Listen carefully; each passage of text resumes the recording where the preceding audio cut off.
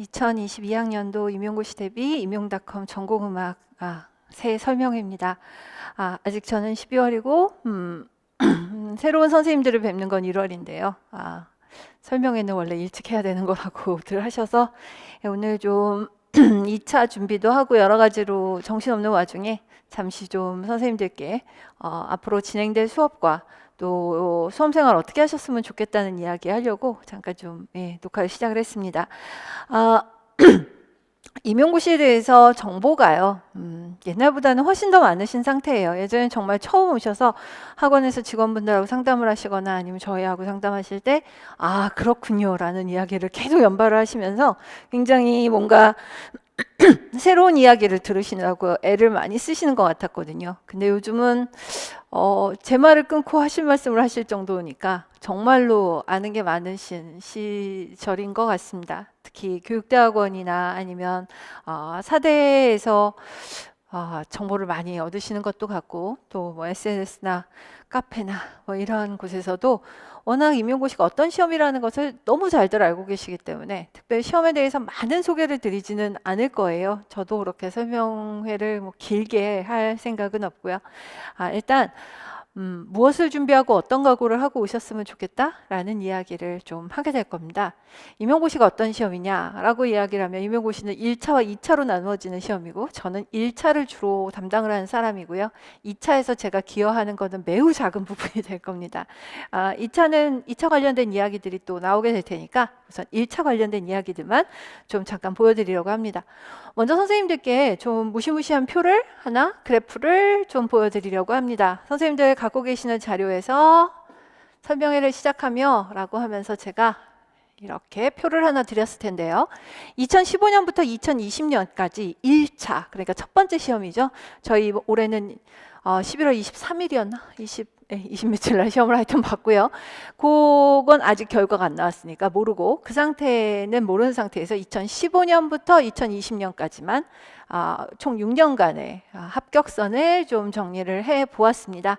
선생님들께서 마침 컬러로 보실 수 있어서 다행이네요. 이거를 유인물로 하면은 항상 흑백으로 나와서 더 헷갈리셨을 텐데 컬러로 보실 수 있을 거예요. 먼저 좀 드릴 말씀은 그 이전 건 어떻게 됐느냐라고 하면 그 이전 거는 저희가 공개하기가 조금 그렇습니다. 왜냐하면 2014년 이전까지는요. 뭐가 많이 반영이 되느냐면 학교에서 내신 점수 같은 것들이 점수에 포함이 됐었고요.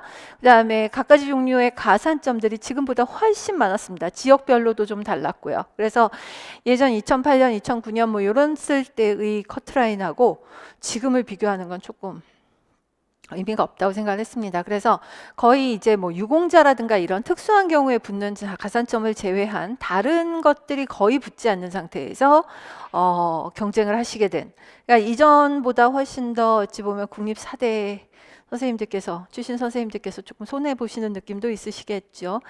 그런 것들이 많이 배제가 된 게 2015년부터이고 저희가 시험 제도가 바뀐 게 2014년부터이기 때문에 비교하시기에 괜찮을 것 같습니다. 선생님들께서 이 표와 자료 보시면서 하면서 한번 봐주실 게 있는데 선이 끊어지는 건 뭐죠? 라고 하면 그 지역에 선발 인원이 없었을 때입니다. 선발 인원이 없을 때 지금 보시는 것과 같이 선이 끊어지는 경우들이 생깁니다. 어디가 선발 인원이 없었느냐 뭐 보시면서 확인이 가능하실 텐데요. 뭐 세종이 없었다든가 아니면 뭐 광주가 없었다든가 이런 식으로 해서 없었던 지역들이 조금 있었습니다. 2015년부터 좀 말씀을 드린다면 2015년 합격선 상당히 위로 올라가 있는 것을 보실 수가 있을 겁니다. 지금 두 개의 파란 선이 위로 뜨고 있는 게 보이실 텐데요. 두 개의 파란 선이 2015와 2019년입니다. 나중에 기출문제를 한번 출력해서 보시면 아실 수 있는데 2015년과 2019년 시험이 상대적으로 조금 쉽게 느껴진 것은 교육과정 쪽에서 문제가 많이 나왔고 교과서 중심으로 문제가 좀 많이 나왔던 해이고요. 전체적으로 약간 합격선이 많이 위로 뜨고 있는 모습을 보일 수 있을 것 같습니다. 그에 비해서 조금 어려웠던 해들이 있었는데요. 2016년이 만만치 않았었고 그래서 2016년이 지금 오렌지색, 2016년이 빨강색, 빨강색으로 밑으로 아래로 내려가는 것을 보실 수 있을 거고요. 2016, 2017, 2018은 객관적으로 난이도만 놓고 봤을 적에는 굉장히 쉽지 않은 시험이었거든요. 네, 쉽지 않았는데 또 시험이 쉽지 않으면 수험생들이 그만큼 준비를 하기 때문에 꾸준히 컷이 조금씩 올라가는 걸 보실 수 있을 겁니다. 그리고 2019년 상대적으로 굉장히 쉽게 느껴졌던 시험은 상당히 높은 컷을 보였고요. 그리고 2020년은 시험들 잘 봤다고 그러셨는데 저는 시험 보시고 나오셔서 한마디 했거든요. 절대 쉽지 않다. 절대 쉽지 않았다. 도대체 무엇을 근거로 쉽다고 이야기를 하냐, 이 시험이 정말 쉬웠느냐라고 이야기를 했는데요. 쉽지 않았습니다. 그래서 2020년은 좀 상대적으로 내려가서 지금 보시는 것처럼 2017년과 18년과 좀 비슷하게 간 것을 보실 수 있습니다. 찍으라. 올해는 어땠습니까? 라고 찍어라 라고 이야기를 한다면요. 올해는 여기보다는 당연히 올라갈 겁니다. 여기보다 당연히 올라가는데 그 올라가는 것은 시험 문제 어렵고 쉽고 보다 이전에 시험이 어려웠잖아요. 그러면 작년에 상당히 열심히들 하셨다는 거예요. 상당히 열심히 하신 상태에서 작년보다 시험이 객관적으로 더 어려워졌느냐? 그렇진 않으니까. 시험은 작년보다 더 어렵진 않았어요. 그러면 당연히 조금 더 올라가는 걸 보실 수 있을 겁니다. 자, 그건 무슨 작두도 아닌 거고 아무것도 아니에요. 그냥 그렇다는 거예요. 항상 그래왔듯이. 그러니까 그렇게 두시면 되고요. 그 다음에 선생님들께서 이 그래프를 제가 보여드리는 이유가 있는데 지역 간의 점수 차이가 상당히 큽니다. 굉장히 폭이 넓게 포진되어 있는 걸 보실 수가 있을 거예요. 2018년인가 언제 한번 조금 좀 이렇게 밋밋하게 보이는 해들이 있었는데 그 해조차도 등락폭이 컸고요. 그리고 요 위쪽으로 올라가는 파락색 선이 2019년에 보시면 2019년 전체적으로 쉬웠다고 이야기를 하지만 거의 10점도 넘는 10점이 훨씬 넘는 점수 컷의 차이를 보이는 경우들도 있습니다. 그리고 가장 높은 컷을 찍는 지역이 선생님들께서 그 생각 많이 하시잖아요. 서울이 제일 높을 것이다. 아니요, 절대 그렇지도 않습니다. 서울이 절대 높지 않고요. 경기가 그럼 높은가? 라고 하면 그렇지도 않다라는 것도 보실 수가 있을 겁니다. 여러 가지 이유가 있는데 먼저 좀 말씀을 드린다면요. 선호되는 지역들이 가끔 있습니다. 이를테면 대전, 대구 이런 곳이요. 선발 인원이 작음에도 불구하고 대전이나 대구 같은 지역은 굉장히 컷이 높아지는 경우들이 있는데요. 왜냐하면 4명을 뽑든 6명을 뽑든 굉장히 경쟁적인 데서 1.5배수를 끊었을 때 높은 컷에서 탁 떨어지는 경우들이 있습니다. 그런가 하면 이제 경기나 서울 같은 경우에 특히 경기도는 좀 그렇고 서울도 인원이 많았을 때는 인원이 많다 보니까 1.5배수에 걸리는 인원도 많거든요. 그러다 보니까 컷은 이쪽 상위권하고는 굉장히 너무 넓은 점수폭을 보이면서 밑에서 끊어지는 것이죠. 그러니까 저 점수는 1차 합격자들의 평균 점수가 아니라 어디까지나 커트라인이라는 점을 좀 봐주셨으면 좋겠습니다. 그래서 커트라인을 보고 어느 지역을 속단해서 저희가 조금 만만한가 보다 그런 생각은 절대 하시면 안 된다 라는 이야기입니다. 제가 만나보는 저희 시험 잘 보시는 선생님들은 어느 지역이시나 너무나 유능하셨어요. 대단하셨고요. 그래서 심지어 내가 문을 닫았다라고 말을 하시는 분들조차도 대단하신 분들이었기 때문에 선생님들께서 일괄해서 어디가 좀 경쟁이 덜할 것이다, 어디가 좀 컷이 났을 것이다 라는 생각은 절대 안 하셔야 될 겁니다. 자, 제가 보여드리는 것은 두 가지입니다. 해마다 의외로 폭이 넓구나. 지역마다 굉장히 편차가 크구나. 내가 어떤 지역을 선정을 해야 될지가 결국은 컷이라든가 거길 가면 조금 유리하지 않을까라든가 하는 생각은 정말 하시면 안 되겠다라는 이야기를 먼저 좀 드리려고 합니다. 자, 이제 두 번째 드릴 말씀은요. 올해인데요.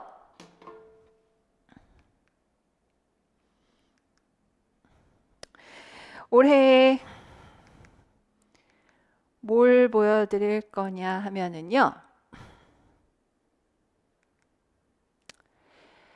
모집 현황을 좀 보여드리려고 해요. 올해 수험생들은 어땠느냐? 솔직히 말씀을 드리면 썩 운이 좋지는 않았던 셈이죠.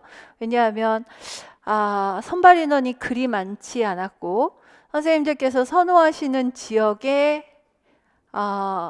선발 인원이 특히 그리 좋지 않았던 해입니다. 보시는 것처럼 서울 11명, 그리고 뭐 장애 1 이렇게 해서 오기는 하였으나 12명의 선발 인원이고요. 경기도도 그리 많지 않았습니다. 제가 볼 때는 올해는 충남, 충북, 전남, 전북, 경남, 경북 쪽에서 상당히 숫자를 잡아줘서 그렇지 그렇게 흡족한 해는 아니라고 보실 수가 있어요. 게다가 대전 같은 지역에서 지금 선발 인원이 없다. 대구는 1명이다. 뭐 이렇게 된 것도 정말 좀 마음 아픈 부분이라고 할 수 있습니다. 선발 인원이 없는 것도 난감하지만 선발 인원이 1명, 2명이면 진짜 난감합니다. 뭐랄까 명운을 걸고 시험을 봐야 하는데 그런 분들한테 좀 너무 가혹한 일이 될 테니까요. 자, 그래서 대구 같은 경우에 지금 1명 뽑는데도 24명이고요. 경기 같은 경우에 11명 뽑는다라고 이야기를 하고 있는데 279명이 지원을 하고 있는 걸 보셔서 25대1, 24대1 이렇게 되어 있는데 대구도 그렇고 대구가 특히 그런 지역이라고 할 수 있는데요. 정말 경북은 굉장히 넓은 곳이기 때문에 꼭 대구에서 교사를 하셔야 되겠다는 선생님들이 의외로 많이 계세요. 그리고 사립학교에서 이렇게 오랫동안 기간제 하신 선생님들도 계시고 이러다 보니까 난 꼭 대구에 있어야 돼라는 분들이 계셔서 경쟁률은 치솟을 수밖에 없는 상태입니다. 그리고 대구도 그렇겠고 서울도 그렇겠지만 이 경쟁률에는 꽤 많은 이를테면 대학교 4학년 아직 시험을 볼 만한 준비는 되어 있지 않지만 한번 봐보겠다. 서울에서 그냥 집 가까운 데서 한번 시험이나 봐봐야지 라고 생각하는 초보 수험생들도 제법 끼어 있습니다. 따라서 지금 선생님들께서 보고 계시는 20대 1이 넘는 경쟁률은 다소 허수에 가깝다라고 저는 보고요.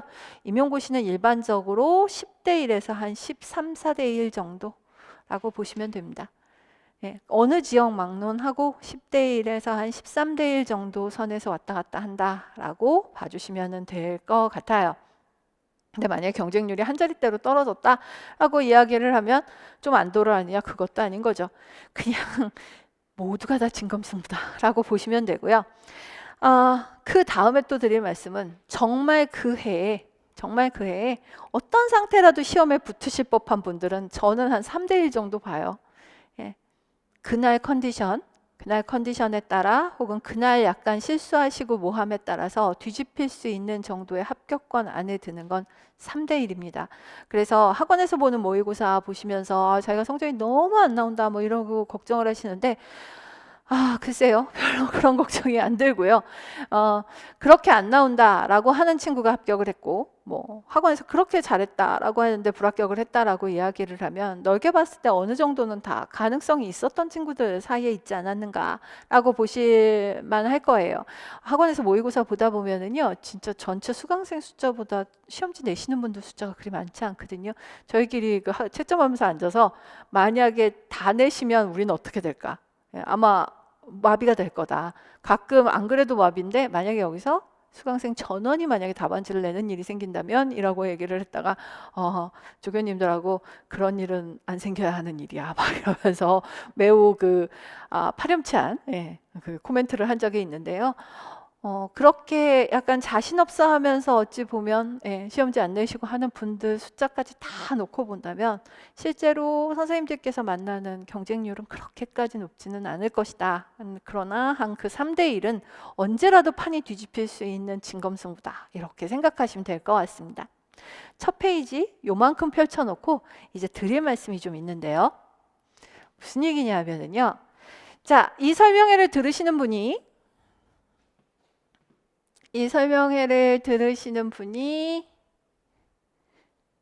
시험을 언제 준비하시느냐? 예를 들면 요즘은 정말 정보가 많다 보니까 아까 말씀드린 대로 정보가 많다 보니까 임용고시를 2년 정도 미리 준비하시는 분들 많으세요. 그래서 교육대학원 한 3학기쯤부터 준비하시는 분들도 계시고 학부 한 3학년 제가 어디 지방에 그 특강을 갔을 때 4대였거든요. 그래서 여기 몇 학년들이 주요 모여 계세요? 라고 했더니 3학년이요 라고 답이 떨어져서 제가 좀 놀랐었어요. 근데 한 2년 정도 꾸준히 준비해야 된다라는 이야기를 또 굉장히 많이 들으셔서 또 올해 시험 보실 분들이 이렇다고 주눅 드시면 안 되고요. 2년 정도 많이 들으시다 보니까 나는 올해가 아니고 내년이야. 내년에 시험을 보게 될 거야 라고 하시는 분들도 계실 것 같고 그래서 그냥 뭉뚱그려서 말씀을 드립니다. 임용고시 준비하는 가장 첫 단계는 지금 이 컷도 보셨고 인원도 보셨고 여러 가지 보셨고 하니까요. 내가 어느 지역을 볼지를 좀 생각해 두시는 겁니다. 그냥 그때 가서 성적 나오는 거 보고 결정할게요. 그건 그때 가서 하시는 일이고, 그때 가면 당연히 그렇게 될 것이고. 그런데 적어도 이 준비가 조금 더 짜임새 있게 이루어지기 위해서는 선생님들께서 먼저 지역 선정부터 하셔야 돼요. 지역 선정하시는 거는 물론 1차도 있을 것이지만 2차가 많이 좌우를 하게 될 겁니다. 충남과 강원 같은 경우에는 자유학기가 있습니다. 내가 그 지역을 지원하는 게 그닥 거슬리시지 않으신다면, 내가 어디에서 사는지 별 상관이 없으시다면, 그리고 마침 이를테면 관현 전공이시라든가 이렇게 돼서 내가 정말 뽐낼 만한 학기가 있다라고 이야기한다면 이런 지역들을 먼저 고민을 해보시는 것도 좋을 것 같습니다. 시창 처음이 완전히 안 돼. 완전히 안 돼. 저 많이 봐요. 작곡 레슨 하면서도 봤었어요. 저 예전에 옥타브 쳐주면 5도라고 말하는 애도 본 적 있거든요. 그럴 정도로 만약에 시창청음이 전혀 개선의 정이 없다라고 이야기를 한다면 대전처럼 시창청음이 없는 지역을 한번 고려해 보실 수도 있는데요. 그러다가 올해처럼 대전을 안 뽑으면 정말 큰일이 납니다. 그래서 대전 지역처럼 뭐 딱 그런 특징을 갖고 있는 지역들, 조금 시청청음에 대한 거부감이 덜한 지역이 뭐 경남 이런 지역들이 있는데요. 그런 지역들에 한번 걸어보시는 것도 충분히 저는 가능할 거라고 생각을 합니다.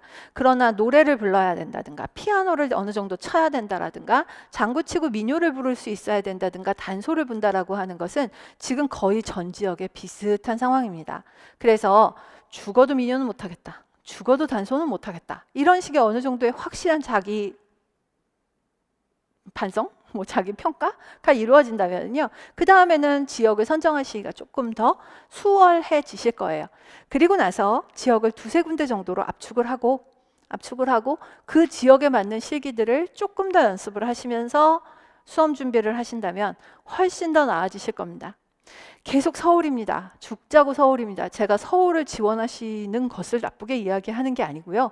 절대 그럴 일 없죠. 다들 면접 오셔서 면담 오셔서 가끔 안 되겠지만 서울요? 라든가 어렵겠지만 서울이요? 라고 이야기를 하는데, 아까 말씀드린 대로 일단 합격하신 분들을 놓고 본다면 어느 지역 선생님이셔서 더 탁월하고 어느 지역이어서 별로?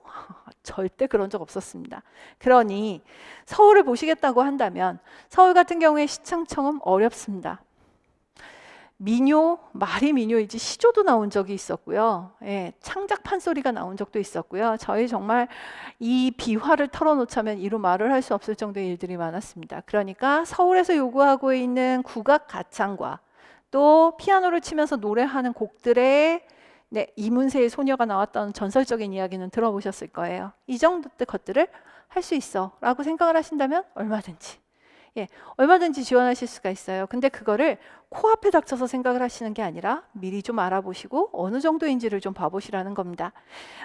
이렇게 잔뜩 얘기를 해놓고 사실 2차를 주관하시는 건 저희 시창청음 선생님이신 김남주 교수님이세요. 그래서 김남주 선생님께서 나중에 오셔서 또 특강을 하시게 될 거고요. 그거 하실 때 귀 바짝 세우고 들으신 다음에 실기학원 선생님들하고도 면담을 좀 하시고 그러셔서 차차 결정을 하시면 될 거라고 봅니다.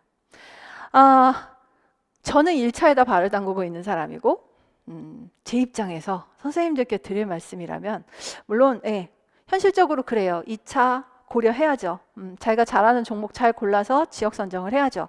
근데 이 나이 먹고 저는 주로 1차니까 약간 한 발 떨어진 입장에서 조금 나이 든 사람 입장에서 한마디 하겠습니다. 조금 시간이 걸리더라도 꾸준히 준비를 하는 거고, 그렇게 한 다음에 정말로 내가 살 곳을 지원하시는 게 좋습니다. 너무나 어떤 지역들을 지원을 해서 일단 교사가 되신 다음에 다시 리턴하는 경우를 적지 않이 봐요. 성공하시는 분들도 계세요. 성공하시는 분들도 계시는데 성공 쉽지 않습니다. 왜냐하면 이미 초임 교사로서 너무 하셔야 될 일이 많기 때문에요. 그때마다 자기가 일을 해야 되는 게 너무 많아서 1년 동안 수험 준비를 다시 한다는 게 결코 쉬운 일이 아닙니다. 예를 들면 어떤 분 같은 경우에는 시험이 좀 상대적으로 쉬웠던 해에 굉장히 고득점을 받으셔서 합격을 하셨는데 그 다음에 시험이 확 어려워졌는데요. 워낙 워낙 바탕이 튼튼하셨던 선생님이셔서 그냥 뭐 학교 다니시면서 애들 가르치시면서도 시험을 쓱쓱 봐갖고 붙으셨던 분도 계시기는 해요. 근데 대부분 학생들하고 치닥거리 하면서 1년 동안 소모되는 게 워낙 크시기 때문에 내가 그래도 작년에 공부 꽤나 한 사람이야를 가지고 다른 지역을 지원하기가 쉽지 않습니다. 교사를 꽤 오래 하시고 나서도 결정을 하시면서 다시 지역 바꾸는 시험 보시는 새로 시험 보시는 선생님들 되게 많으십니다. 가장 큰 문제는 육아더라라는 거죠. 그래서 이 상황에서 내가 아이를 키울 수가 없어.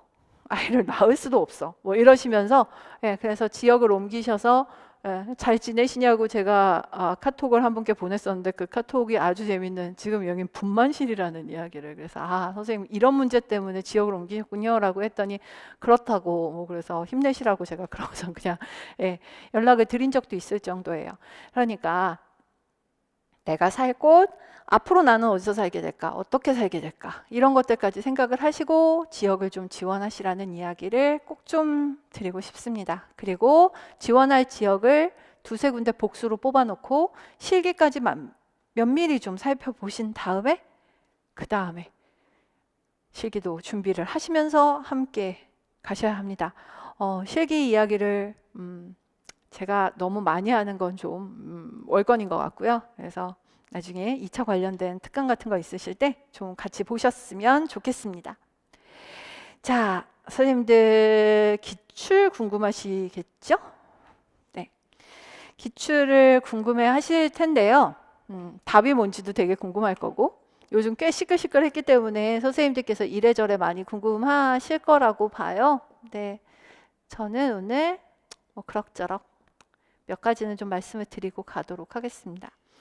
아마 이 말씀을 드리는 과정에서 저희 수업이 어떨 것인지도 좀 얘기가 될 것 같습니다. 저는 일단 기출문제가 나오면 제가 생각하는 답이나 제가 알아서 쓰는 답을 가지고 시험 보고 돌아오신 분들한테 바로 풀어드리거나 하는 건 절대 안 합니다. 왜냐하면 2차 준비하셔야 되는 분들한테 너무 큰 부담이 되기 때문에 안 해요. 네, 올해는 약간 몇 가지 일 때문에 사건이 좀 생겨가지고 뭐 본의 아니게 이야기를 하게 되는 경우들도 있었고 근데 결과는 굉장히 분명했어요. 제가 뭔가 한가 답을 말할 때마다 사고는 크게 터지더라고요. 그래서 화들 내시고 막 이렇게 하셔요. 그러나 일단 오늘 설명회를 위해서 몇 문제만 좀 보여드리면서 이렇게 답을 찾아가는 거고 이렇게 공부를 하는 거라는 것도 겸사겸사 같이 말씀을 드리게 될 것 같아요. 지금 보시는 거 하나 문제 보실게요. 이게 지금 A형 4번이라고 이야기를 하는데 2점짜리 문제였습니다. 문제로 보면 되게 사소해 보이실 수도 있을 거예요. 근데 저 혼자 심각했어요. 왜냐하면 참 안 보던 그림이 하나 출제가 됐거든요. 그동안 저희가 보지 않았던. 다음은 조선 후기 행렬도의 일부이다. 취타 바로 뒤에서 연주하는 악곡명을 쓰고 이 그림에서 묘사된 악기 편성의 명칭을 쓰시오라고 이야기를 하는데 문제의 유형에 약간 익숙해지셔야 돼요. 선생님들 2차 문제는요. 단답형입니다. 즉 단답형이라는 이야기는 취타 뒤에 바로 이어서 연주되는 악곡명 하나 쓰고 그냥 땡 해서 길구나 뭐 이런 식으로 쓰고 그 다음에 이 그림에서 묘사된 악기 편성의 명칭 하나 쓰고 이런 식으로 두 개를 답을 쓰면 되기 때문에 지금 이게 한 문장에 붙어 있지만 도무지 한 문장에 붙어서 두 개의 답이 너무 다른 것 같아요. 걱정 안 하셔도 돼요. 이게 단답형 문제의 특징입니다. 자, 저는 지난 며칠간 정말 한심할 정도로 열심히 이 그림을 찾았습니다. 도대체 이 그림이 무엇일까? 라고 하면서 정말 안 본 그림 없이 다 본 것 같아요. 찾았고요. 이 그림은 지금까지 우리 어떤 책에도 소개된 적이 없는 경기 가명도라는 그림입니다. 경기도 아니고요. 경기 가명도라고 이야기를 하고 있는데 이건 지금으로 말하면 서대문 쪽 강북 삼성병원 있고 그런 근처를 그린데 의주로를 그렸다라고 이야기를 하고 있어요. 관찰사가 지나가는 행렬이 그려진 전체 12폭의 12폭의 선생님도 어떠신지 모르겠는데 저는 딱 여기는 아니지만 여기 중심부는 아니지만 여기 조금 벗어난 데서 사는데요. 깜짝 놀랐어요. 제가 차를 몰고 저희 동네 쪽을 바라보고 있는 그림하고 너무 닮아서 산의 모양이라든가 이런 것들이 너무 닮아서 깜짝 놀랄 정도였는데요. 이런 그림이고요. 여기서 하나, 둘, 셋, 넷, 이게 병풍이거든요. 12폭짜리 병풍인데 하나, 둘, 셋, 넷, 다섯 번째에 요만큼 그려진 거, 그 5번째 요만큼 그려진 게 요 그림이고요. 6번째 그려진 애가 이쪽입니다. 그리고 시험 문제는 어떻게 나왔느냐? 5번째 그림에서 나왔습니다. 5번째 그림에서 나왔어요. 고마운 일이에요. 왜 고마운 일이냐면 만약에 2폭 다 줬으면 저희가 어마어마한 멘붕에 빠질 뻔한 일이에요. 보통 조선시대 때는 이렇게 메인 가마 같은 게 임금님이 가시면 앞쪽에 취고수라고 하는 사람들이 가고요. 뒤에는 세학수라는 사람들이 가요. 저희 머릿속에 이게 꽉 박혀 있어요. 취고수는 앞, 세학수는 뒤 이렇게 꽉 박혀 있는데 이 그림은 그걸 깼어요. 그래서 오른쪽부터 세기 때문에 5폭, 6폭인데요. 그림의 진행으로 보면은 요거랑 요게 이렇게 나란히 진행을 하는 중인데요. 취고수하고 세학수가 동시에 같이 가요. 취고수가 앞에 가고 세학수가 뒤에 가는데 그 사이에 가마가 없어요. 그래서 만약에 이 2개의 그림을 주고 각각의 악대 이름을 쓰라고 그랬으면 우리가 다 멘붕에 빠졌을 텐데 그거 안 해줘서 차라리 고마운 일이다 라고 생각을 하고요. 그 다음에 그럼 세학수 쓰면 맞나요? 라고 얘기했는데 저도 처음에 문제 받았을 땐 쓱 읽으면서 악대 편성으로 봤어요. 그러니까 얼마나 많은 분들이 세학수를 쓰고 나오셨을까요? 저도 그냥 문제 이렇게 쓱 보면서 세학수 이러고 넘어갔는데 다시 보니까 악기 편성인 거예요. 그래서 이러면서 다시 봤죠. 악기 편성은 잘 들여다보니까요. 필이 2개, 대금, 해금, 장구, 북 이렇게 되어 있습니다. 사면육각입니다. 사면육각입니다. 그래서 네, 선생님들께서 그게 무슨 사면육각이야 하실 것 같아서 국립국어원에서 나와 있는 책 좀 보여드릴게요. 국립국어원에서 이 책과 관련되어서 설명하는 부분에서 세학수는 사면육각 편성으로 편성되는데 라고 나왔습니다. 선생님들 이겁니다. 제가 기출을 풀어드릴 때는 갖다 붙일 근거를 좀 많이 찾아요. 그리고 그 근거가 타당하고 어느 정도 어느 정도 뭐랄까 그 정도 자료면 반박 못하지 않아? 정도 되면 자신을 갖고 말씀을 드리는데요. 이 정도면 얘기 끝난 거겠죠? 사면육각입니다. 그래서 사면육각으로 보시면 되고요. 이제 선생님들께서 약간 괴로운 게 있으실 거예요. 사면육각은 원래 저희가 뭐라고 많이 이야기하냐면 무용반주음악의 편성이라고 많이 이야기를 합니다. 근데 무용반주음악 편성 외에도 무용반주음악 편성 외에도 잔치음악이나 행렬음악에 요거 행렬이거든요. 똑같이 필이 2개, 대금 하나, 해금, 장구, 북으로 구성되어 있어요. 그래서 이거 저희 모의고사 문제였어요. 그리고 아마 선생님들께서 기억하실 수도 있을 거예요. 왜냐하면 제가 이거 문제 내놓고 선생님들께 좀 질문을 너무 많이 받아갖고 제가 이 문제에서 드리려고 하는 말씀은요. 사면육각이라는 표현이 무용반주뿐만 아니라 잔치음악에도 사용이 될 수 있으며 행렬음악에도 사용이 될 수 있습니다. 우리 시험 보기 전에 개념을 조금만 넓혀 잡고 들어갑시다 라고 이야기를 했었고요. 선생님들께서 굉장히 저항이 심하셨어요. 그런 게 어딨냐고 거의 지금까지 내내 뭐 무용반주 음악이라고 하더니 라고 하셔서 아니 무용반주 포함 이럴 때도 쓸 수 있다라는 것 좀 봐주세요 라고 제가 애걸복걸을 했었거든요. 똑같은 그림이 안 나와서 아쉽기는 합니다만 악기 편성 보고 이야기를 하는 경기가명도는 저도 지금까지 우리 음악교재에 별로 사용하지 않는 편성이어서 굉장히 좀 그게 좀 마음이 아팠고요. 이렇게 보시면 될 것 같다라는 거였습니다. 자, 제가 오늘 뽑아온 문제들은 다 나름 코드가 있습니다. 지금 선생님들께 첫 번째 코드를 말씀을 드리는 건데요. 원래 우리가 사면육각이라고 이야기하는 것들의 개념이 요만했다면 그 개념을 조금 더 확장시킨 범주 안에서 나왔다. 그리고 악기 편성을 물었다. 여기에 이 악기 편성에 대한 설명을 한다면은 이건 행렬에 사용되는 삼연육각이다. 왜냐하면 우리가 일반적으로 외우고 있는 필이 두 개, 필이 두 개, 이것저것 나오고 있는 이 편성들은 별로 흔들릴 게 없는 삼연육각 편성으로 보아야 된다라는 것입니다. 개념을 넓혀 잡아야 된다라는 이야기를 하나 하려는 것이에요. 그래서 먼저 그 말씀을 좀 드리고 싶었습니다. 다음 문제 좀 가보겠습니다. 다음 문제는요.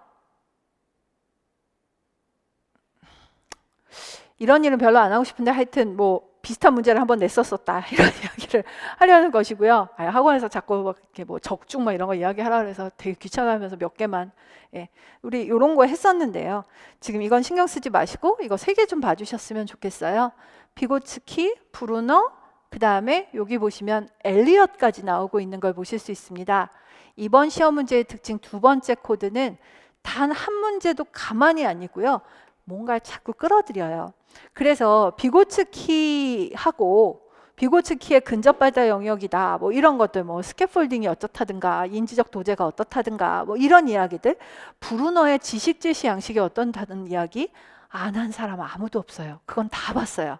근데 이 문제는 틀리는 사람은 별로 없었을 거라고 저도 생각을 해요. 그러나 문제가 그냥 이렇게 3가지가 동시에 나옴으로 인해서 뭔가 답을 좀 잘 정돈해서 다시 쓰지 않으면 굉장히 힘드는 문제가 되었을 겁니다. 선생님도 혹시 조금 공부하신 경험이 있으시다면 before 답안지 양식 같은 거 구하셔서 이거 답지 한번 써보시면 되게 재밌을 거예요.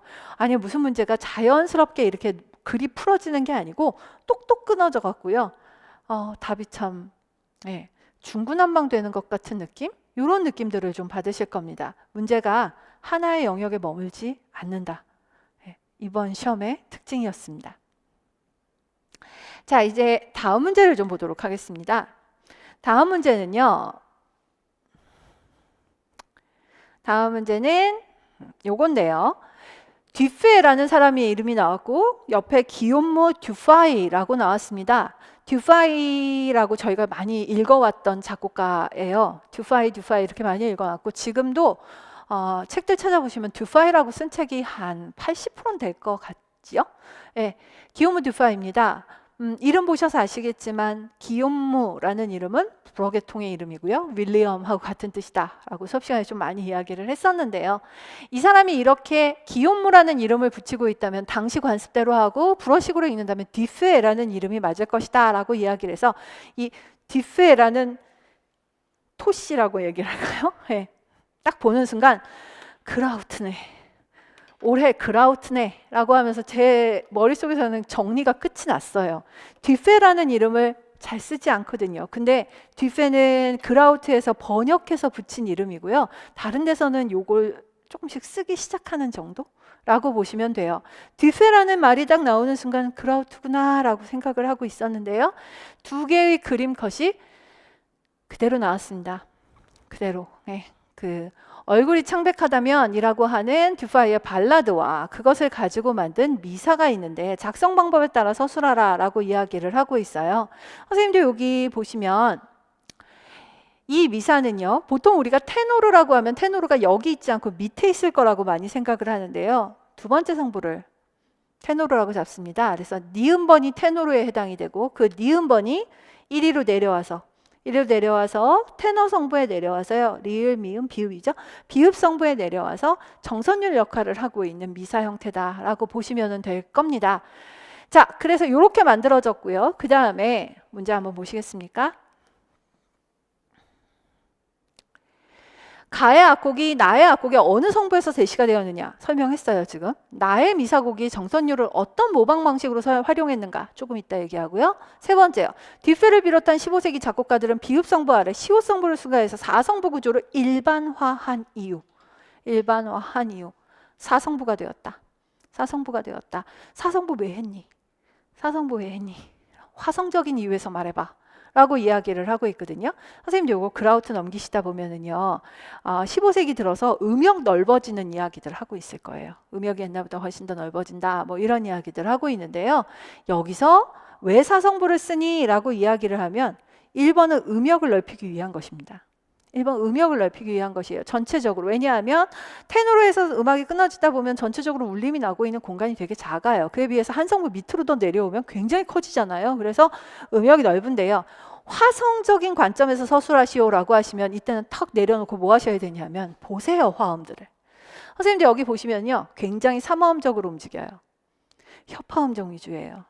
그래서 중세가 5도나 8도의 협화음정 위주로 움직였다면 르네상스로 넘어오면 3도나 6도 위주의 화음들이 많이 나타나거든요. 그래서 3도, 6도 등 삼화음의 울림들이 많아졌다라고 하는 답을 써주시는 게 좋을 것 같아요. 그러면 음역이 넓어지고 삼화음 위주의 협화 위주의 화음들을 사용하면서 음역을 넓힌다. 두 개를 다 쓰시면 더 좋겠고요. 예, 이렇게 됩니다. 자, 그 다음에 미사곡에서 이 정선율이 어떤 모방 방식으로 활용이 됐느냐라고 했더니 어떤 모방 방식으로 활용이 돼? 모방? 그러면서 이 안에서 모방을 막 찾고 계셨나 봐요. 그 얘기 하자는 게 아니고 이 악곡에 있는 요 니은번 선율을 여기 어떻게 가지고 왔니? 라고 하면서 보여주는 것을 보실 수가 있겠습니다. 제가 이 부분을 악보를 한참 찾다가 무슨 바보 같은 짓이냐 라고 하면서 어제 그라우트를 갖다 붙이기로 했습니다. 지금 선생님들 보고 계시는 왼쪽 악보는요. 똑같죠 아마? 예, 요걸 겁니다. 여기요. 그래서 정선율을 원래 듀레이션, 원래 길이의 2배, 트와이스 했다. 2배라고 나오고 있는데요. 선생님들 2배, 3배, 4배는 그닥 중요하지 않고요. 확장시켜서 가지고 왔다. 그러니까 원래 있던 노래를 확장시켰다라고 하는 걸 보시면 될 것 같습니다. 제가 지금 보여드리는 건 그라우트 시판이고요. 지금 시판이 나왔거든요.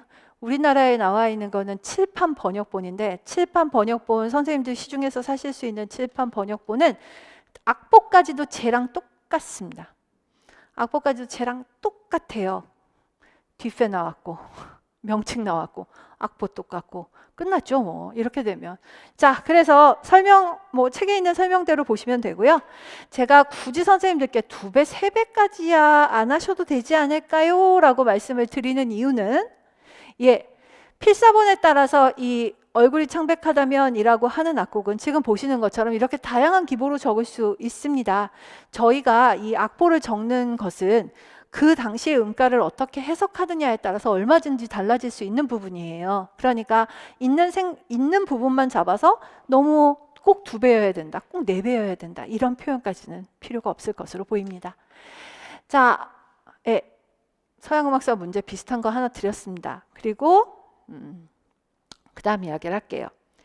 이 악곡이 낯설다면, 이 악곡이 그라우트에만 실린 건데 임용시험에 왜 그라우트에서 그대로만 나오느냐라고 하시면서 좀 화가 나셨다면 저는 출제위원들을 약간 두둔할 수도 있을 것 같아요.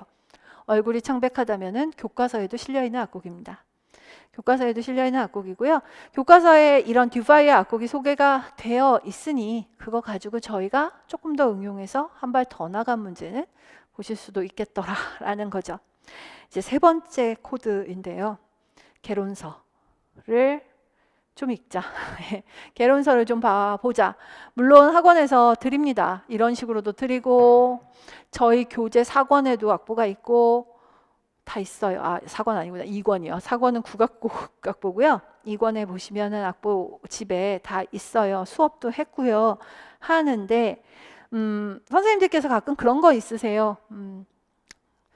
조금 어렵다 싶은 것들을 이렇게 해서 디밀면 너무 지엽적이야. 저런 것까지 안 해도 돼. 라고 이야기를 하는데 그때 제가 뒤에다가 종주먹을 들이대죠. 교과서에도 나옵니다. 교과서에도 있는 곡이에요. 제발. 이라고 이야기를 하는데 잘들 안 먹히는 것 같아요. 지금 이 문제는 교과서에서 약간 소개한 거 가지고 개론서까지 확 끌고 가서 굉장히 어려운 개념까지 밀 때까지 밀어가지고 문제를 냈거든요. 그라우트가 참 보기 힘든 책인 건 맞습니다. 번역본은 더 어렵습니다. 저는 가끔 번역본 보다가 가끔 제가 하는 일이 있어요. 번역본을 보다 너무 어려워요. 무슨 말인지 잘 모르겠어요. 그래서 제가 원서를 갖다 놓고 제가 이렇게 바바바바 보면서 해석을 해요. 그럼 번역본하고 되게 비슷하거든요. 근데 제가 또 읽어도 제 해석도 무슨 말인지 잘 모르겠어요. 그 책은 이렇게 한 문단씩 읽어서 아 이런 얘기라고 이렇게 보셔야지 그게 한 줄 한 줄 뜻을 이게 뭔 소리야 이러기 시작하면 단 한 페이지도 하루에 읽기가 힘든 책이에요. 그런 점은 좀 감안을 하셔서 악보 보시면서 비교하시면서 좀 봐보셨으면 좋겠습니다. 자, 그라우트 너무 부담스러우실 때 하실 이야기, 해야 될 이야기 또 있을 겁니다. 다음 문제 좀 보겠습니다. 다음 문제는요. 아까하고 약간 비슷하거든요. 왼쪽은 종묘제례악준 진찬이라는 악곡입니다. 진찬이라는 악곡이고요. 그 다음에 오른쪽은 낙양춘이라는 악곡이에요. 낙양춘이라는 악곡이고 문제는요. 종묘제례악과 관련된 거 하나 쓰라 그러고 그 다음에 두 개, 네 개의 공통점을 각각 서술을 하라고 이야기를 했고 그 다음에 또 하나는 나의 악보에 연주하는 악기명을 계통적 분류를 고려해서 쓸 것이라고 해서 당필에 관한 질문을 하고 있습니다. 두 개의 공통점은 이 두 개를 연주하는 음악의 음계와 박자가 유사하다는 건데 음계와 박자가 유사하다는 것뿐 낙양춘하고 진찬이 가서 묶일 일은 거의 없거든요. 고마운 것은 둘 중에 하나만 알아도 맞추는 거는 큰 무리가 없었더라라는 것입니다. 자, 이건 제가 좀 교재를 보여드리려고 하는데요. 저희 교재가 두껍죠. 굉장히 두껍습니다. 특히 1권하고 3권은 정말 두꺼운데요. 처음에 작년에 교재 만들면서 했던 생각이 교재를 만들면서 했던 제일 그 좀 머리 아프게 많이 생각했던 게 선생님들께서 딴 거를 뒤적이실 생각을 최대한 덜하게 만들어야 되겠다라는 생각 이었어요. 그러니 1, 2월 수강생분들이 얼마나 힘드셨을까를 제가 능히 이해를 할 수가 있어요. 1, 2월 수강생분들께 6월, 7월에나 정리되어야 할 자료를 미리 던진 거나 다름없는 상태여서 되게 힘드셨을 거예요. 100번 이해를 해요. 자, 근데 저희 교재에 이를테면 요건데요. 똑같은 건데 약간 번역한 게 달라가지고요. 번역한 게 달라서 진찬의 가사를 드렸고요. 진찬 음계도 드렸고 이 진찬 음계가 낙양춘 음계하고 같다 그랬으니까 뭐 얘기 끝났고 그 다음에 이 진찬의 특징이 뭐냐면 우리 서양식으로 그냥 얘기할게요. 도레미파솔라 시가 시 내추럴이 사용되고 있는 음악이에요. 응이 사용이 되거든요. 그래서 저희 교재 보시면 여기 응이 사용되고 있는 부분에다가 제가 동그라미를 쳐서 이런 게 특징이다라고 말씀을 드렸는데요. 시 내추럴이 여기 있죠. 나 여기 있습니다. 나 시 내추럴 쓰는 애가 여기 있습니다. 나 진찬입니다. 라고 말하고 있어요. 악보가. 나는 진찬입니다. 라고 이야기를 하고 있고 낙양춘은요. 악보가 이게 저희 수업 자료로 드렸던 건데요. 낙양춘은 여기 있는 부분이 형식하고 관련이 되어 있습니다. 형식하고 관련이 되어 있어서 조 악보를 보고 악보를 외우지 않아도 사실은 알아볼 수도 있는 곡이고요. 음계는 이렇게 생겼습니다. 그래서 이런 식으로 문제를 맞춰 나갑니다. 사실 앞에서도 보셨던 문제처럼 이건 네 번째 코드가 아니라 두 번째 코드와 같은 건 뭉쳐져 있다. 문제가 굉장히 개연성이 없어 보이는 것들을 같이 묶어서 함께 내는 경향이 있다라고 하는 거를 좀 봐주셨으면 좋겠습니다. 그러니까 선생님들께서 이 문제는 사실은 시험을 좀 공부를 하셨던 선생님들이 시험을 보시고 저한테 뭐 여러 가지로 연락을 주실 때는 올해 문제는 그냥 어려웠다기보다 잡다 했다 라는 이야기를 하셨던 게 평소 같으면 쪼개져서 한 문제였을 아이들이 두 개, 세 개가 합쳐져서 한 문항을 이루고 있더라라는 이야기를 하셨더랬습니다. 자, 그래서 이런 문제들은 선생님들께서 공부를 하신다고 한다면 그렇게까지 어려워 보이지 않는 문제라고도 할 수 있습니다. 자, 그 다음에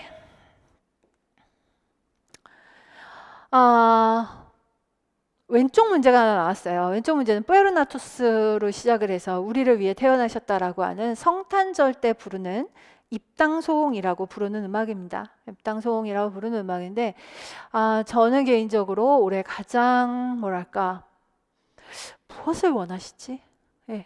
묻는 게 되게 모호해요. 묻는 게 되게 모호해서 뭘 원하고 계시지? 라는 생각을 하게 했던 그런 문제이기도 합니다. 자, 선생님들 여기 보시면은요, 이 문제에서는 뭐뭐를 물었냐면 A 부분하고 B 부분의 양식 사이의 차이를 가사 붙이기 방식으로 설명을 해라 라고 말씀을 드렸고요. 그 다음에 시편창법으로 노래되는 B 부분의 낭송음을 개 이름으로 제시하시오 라고 이야기를 했고요. 입당송의 기능을 미사 전례의 측면에서 서술할 것이라고 이야기를 했습니다. 자, 여기서부터 할 얘기가 많습니다. 먼저 A하고 B 부분의 양식 사이의 차이를 가사 붙이기 방식으로 라고 이야기를 했는데, 너무 공부를 열심히 하셔가지고 저 시편 부분을 쌀못이라고 부르는 시편창이라고 하는 걸로 답을 많이 하셨어요. 그리고 제가 제 생각에는 적어도 쌀못이라고 하면 시편창인데, 우리말로 바꿨을 때 두 번째 줄에 다시 시편창이 나오는데 시편창을 영어로 쌀못이라고 하는 것 때문에 이 문제가 나왔을 것 같지 않다라고 말씀을 드렸는데, 쌀못이라고 쓰신 분들께서 많이 화가 나신 것 같아요. 그리고 두 번째, 앞에 뒷패 때문에 걸린 약간의 노이로제. 이 악보를 가지고 설명한 책은 그라우트에 딸려 있는 선곡집이었습니다. 그라우트에 딸려 있는 선곡집이에요. 그래서 선곡집으로 유명한, 그러니까 마치 들배처럼 3권의 선곡집이 나와 있는 음악사 책들이 몇 개가 있어요, 외국에서 쓰는. 근데 그 중에 노튼 앤솔로지라고 하는 책이 제일 유명하거든요. 그 노튼 앤솔로지의 1권에 요 악보 나오고 A 부분은 네우마틱, B 부분은 실라빅이라고 나와 있는 부분도 있었고, 그래서 저는 그 책 때문에라도 그렇게 답을 드려야 하고요. 또 하나는 제가 냈거든요, 문제를. 제가 이렇게 해서 이 부분을 실라빅이라고 답을 하는 문제를 모의고사 때 드렸는데 제가 저를 부정해야 되면 곤란하잖아요. 그래서 이래저래 저는 일단 이 답이 이래야 한다라고 생각을 하고 있습니다. 많은 선생님들께서 실라빅을 쓰고 나오셔서 사실 내가 틀렸는가 봐 라고 생각을 하시길래 아니요.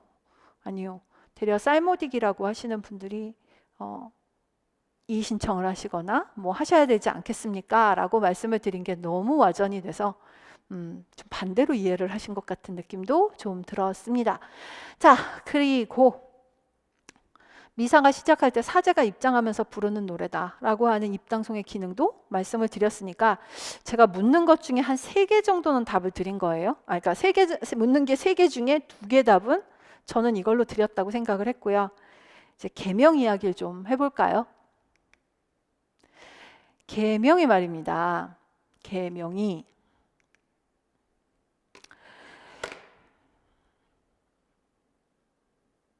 선생님들께서 제가 드렸던 문제를 기억하실지 모르겠는데 모의고사 3회 A의 12번이었습니다.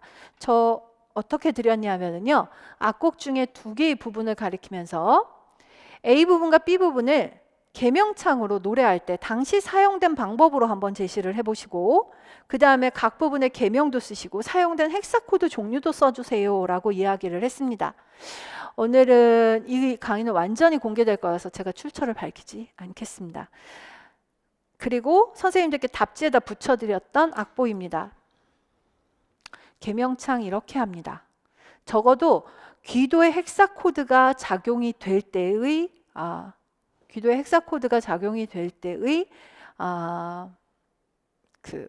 계명창은 지금 보시는 것처럼 한다라고 봐주시면 될 것 같습니다. 그래서 이렇게 헥사코드가 움직이면서 되므로 이동도로 읽어야 되는 게 답이겠죠.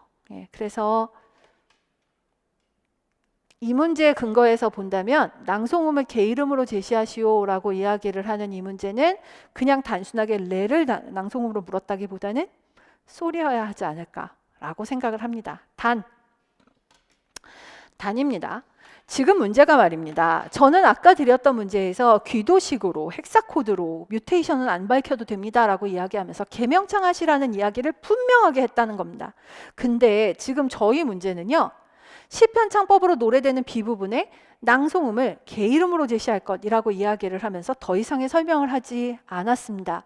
그게 무슨 차이가 있지? 라고 이야기를 하시면요, 17세기 이후에 실제로 현재 사제들이 부르거나 할 경우 원래 이 계명창은요, 시라는 음을 노래하지 않으려고 해요. 헥사코드라는 게 도레미파 솔라까지 안에서 모든 걸 해결해 보려고 하는 계명창이거든요. 근데 시를 노래하지 않는데 그레고리안 찬트 세미나 자료까지 제가 뒤져봤거든요. 근데 시를 부르더라고요, 현대에는. 그래서 약간 저도 오리무중입니다. 그리하여 매우 비겁한 내가 만약에 시험에 들어가서 이걸 써야 한다면 나는 뭐라고 쓰고 나왔을까? 이런 문제를 출제했던 입장에서 나는 뭐라고 하고 나왔을까라고 하면 귀도식 헥사코드의 계명창으로 보았을 때 라고 했을 것 같아요. 예, 귀도식 헥사코드의 헥사코드식의 계명창으로 보았을 때 이 부분은 믹솔리디아 선법에 해당이 되고 뭐 하드 헥사코드에 해당이 되므로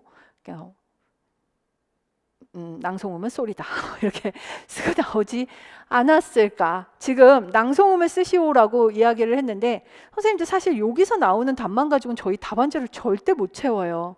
절대 못 채우거든요. 그래서 아마 자리도 남고 하니까 저는 그것까지 쓰고 나와서 약간 면피를 하려고 하지 않았을까라는 생각이 듭니다.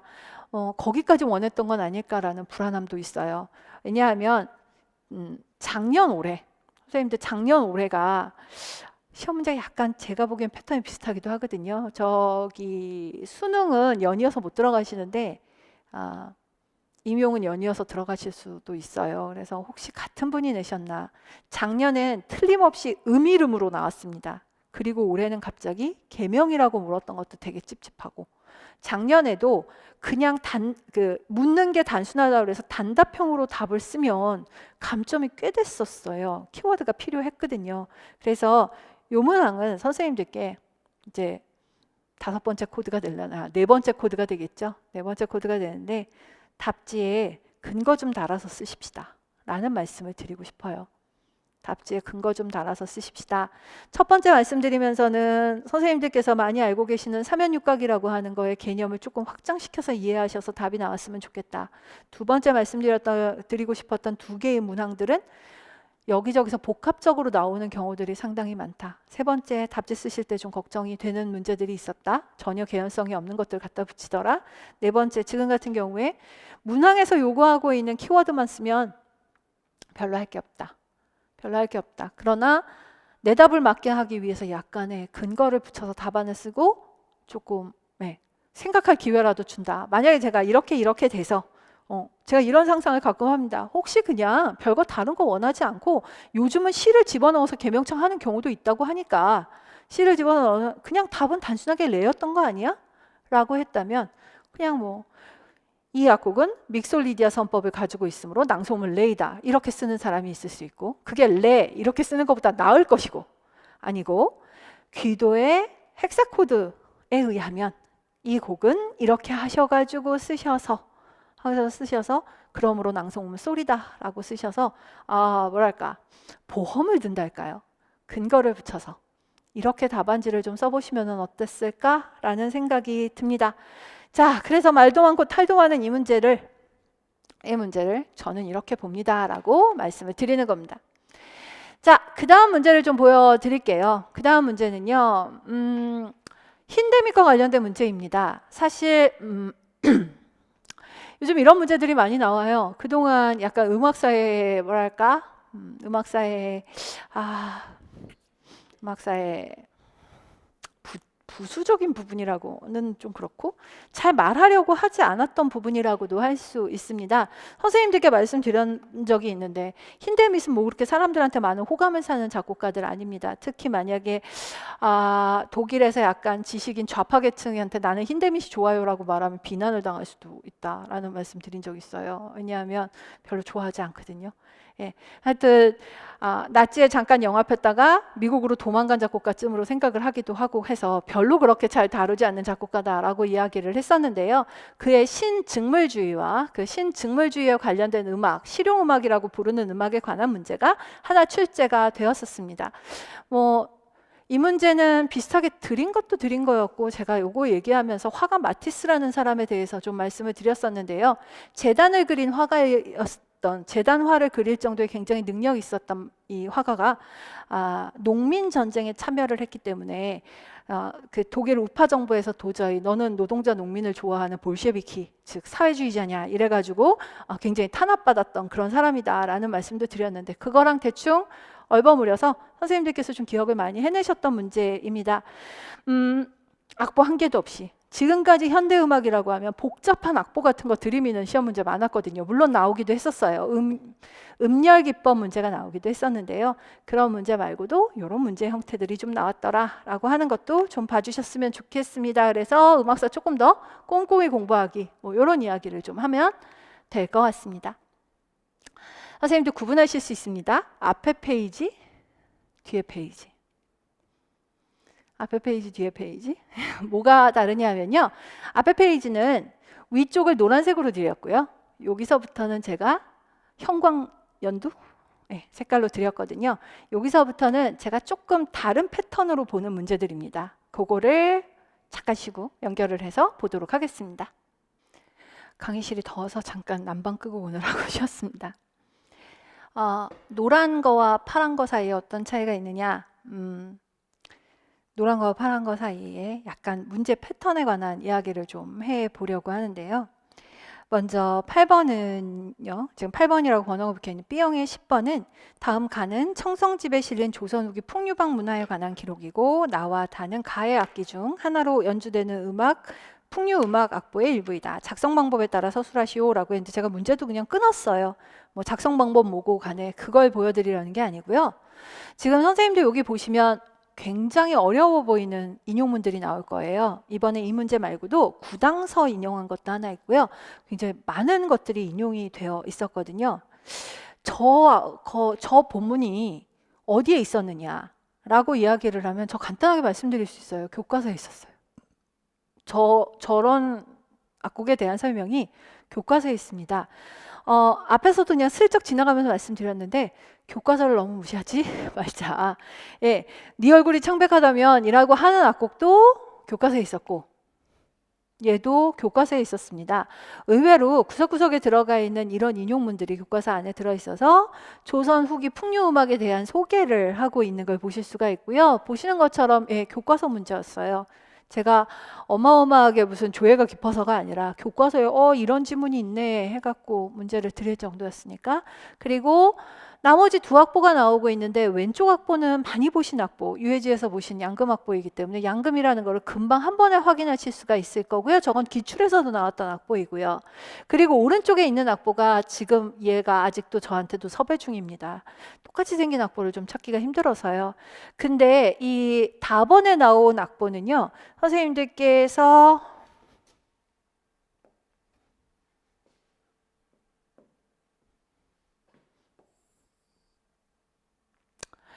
다번에 나온 악보 보시면 이런 거 좀 있거든요.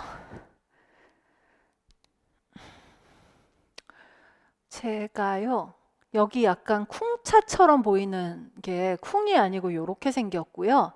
그리고 또 뭐가 있나 제 수준에서 보고 그릴 수 있는 정도 선에서 골라야 돼서 여기 뭐가 들어가 있는 것 같고 어쨌든 뭐 이렇게 생긴 여기 있는 거 이런 것들이요. 선생님들 좀 이게 뭐냐 하면은요. 이게 두유할 때도 쓰던가? 두자잖아요. 이건 이렇게 되고요. 뭐 이런 거요. 지금 여기서는 제가 지금 못 찾고 있는데요. 뭐 당이라든가 동이라든가 동 있다. 당, 동, 징, 덩, 둥, 등, 흥 이런 것들이 원래 악기들에 사용하는 구음이거든요. 다 악기들에 사용하는 구음인데 그건 검은고에다 많이 쓰지 않나요? 라고 이야기를 하면 이 문제는 별로 고민 안 하셔도 돼요. 이 악보 무조건 양금 악보예요. 왜? 왼쪽 게 양금이고 기억에 들어갈 게 양금이니까. 양금 악보인데 이 양금 악보를 어떻게 적었느냐라고 이야기를 하면 열심히 들여다보면서 한자를 육보로 사용한 거 이렇게 보시면 돼요. 한자 육보는 어디서 보셨었느냐 하면 금합자보 시절부터 있었어요. 선생님들 가끔 그런 제가 퀴즈 내잖아요. 육보가 가장 오래된 악보래요. 육보가 가장 오래된 악보래요. 근데 우리는 정간보 알잖아요. 그럼 정간보보다 육보가 더 오래됐다라는 이야기예요.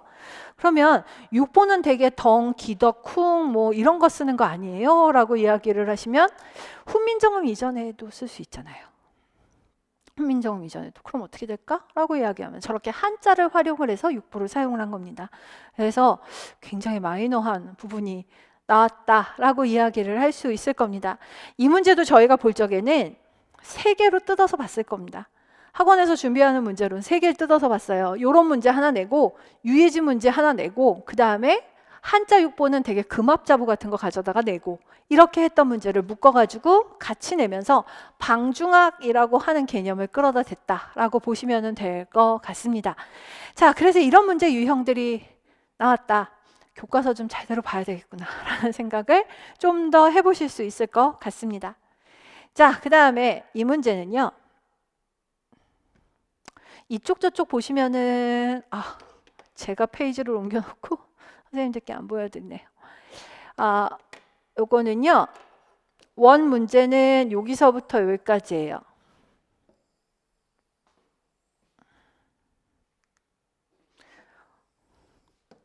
원 문제는 제가 지금 표시한 부분이에요. 이쪽, 저쪽 이렇게 나와 있고요. 이게 이제 앞에서도 드린 것처럼 이렇게 생긴 문제는 요 문제와 요 문제를 믹스한 것 같은 문제거든요. 그러니까 하나를 묻고 있지 않더라라는 것이고요. 근데 이 문제는 하나를 묻고 있지 않다 그 얘기보다 또 드리고 싶었던 게 그동안 리머가요. 심미적 음악교육이라는 걸 하다 경험 중심으로 넘어왔는데 경험 중심이 요즘 문제에 집중적으로 나와요. 근데 지금까지 우리 경험 중심 나올 적에는 딱 음악에 대한 경험을 위주로 물었어요. 근데 넓어졌다라는 거죠.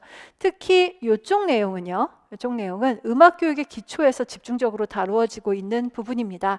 그래서 리머 부분이 굉장히 넓어지고 있다. 기존에 우리가 맨날 준비했었던 그거 아니고 그거보다 조금 더 넓혀 잡아서 이제 준비를 해야 되지 않겠느냐라는 거를 좀 볼 수 있는 문제였습니다. 자, 그 다음에 아예 제가 문제를 다 쓰지도 않고 그냥 띄워온 문제들이 좀 있어요. 이 문제들 좀 말씀을 드릴게요. 먼저 왼쪽 문제서부터 좀 봤으면 좋겠는데요. 왼쪽 문제는 형식이 나왔습니다. 형식이 이렇게까지 한 번에 확 이렇게 될까? 라고 생각을 했는데 베토벤 악곡의 형식 문제가 하나 새로 나왔습니다.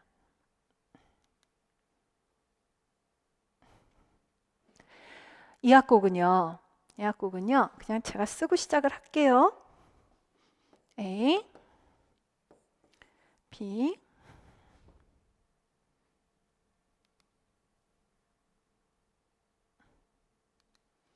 A, 그 다음에 빰빠밤밤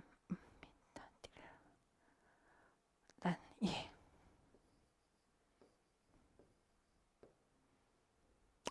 그냥 답을 제가 생각하는 답으로 드릴게요. 3부분. 그리고 네가 그렇게 생각해 라고 이야기하시면 출처 찾아놨고요. 네, 출처 찾아놨고 그 정도면 얘기해도 되는 책인 것 같고 그래서 3부분 형식으로 보시는 게 좋지 않을까라고 생각을 합니다. 일단 선생님들께서 제가 이걸 3부분으로 보는 이야기는요. A가 제시가 되었고 조성도 바뀌고 음형도 완전히 달라진 B가 있고 물론 그 B가 약간 동형진행하는 것 같은 느낌이 들어서 뭔가 뭐랄까 전초되고 있는 구간 같아서 형식적으로 의미가 없어 보인다라고 이야기를 아니요 왜요? 그럴 필요 없을 것 같은데요. 보시면 되고요. 대조시켰다라고 보시면 될 것 같고 A가 다시 돌아왔는데 그 A가 완전히 풀 길이로 원래 있었던 길이를 그대로 살려서 다 돌아왔기 때문에 확립되어 있는 3부분이라고 보시는 게 좋을 것 같습니다. 다만 제가 참고했던 책은요. 저 부분을 코다가 아니라 코데타라고 이야기를 하더라고요. 왜냐하면 우리가 보통 코다라고 하면 훨씬 더 길게 형식적인 의미를 갖고 있는 경우를 코다라고 이야기를 하는데 얘가 도돌이표를 통해서 돌아가니까 도돌이표를 통해서 2번이나 반복되고 있는 걸 무슨 코다라고까지 보느냐라고 하셔서 그랬는지 코데타라고 합니다. 지금 선생님들께서 코다를 잡는 부분에서는 별로 이견이 없으실 걸로 알아요. 저희가 코다라는 것은 그냥 뭐 오케이 하겠는데 아마 우리 조교님들도 많이 그렇게 쓰셨던 것 같고 밥 먹으면서 순환 이 부분이라고 썼다라고 이야기를 해서 맞게 해줄지 어떨지까지는 나는 잘 모르겠는데 나는 그냥 3부분이라고 보고 어쨌든 정말 죽기 살기로 찾은 책 중에 하나가 딱 있어서 찾았는데 그 책도 3부분이라고 하고 있어서 나는 그냥 이걸로 애들 풀어줄 거다라고 말씀을 드렸었어요.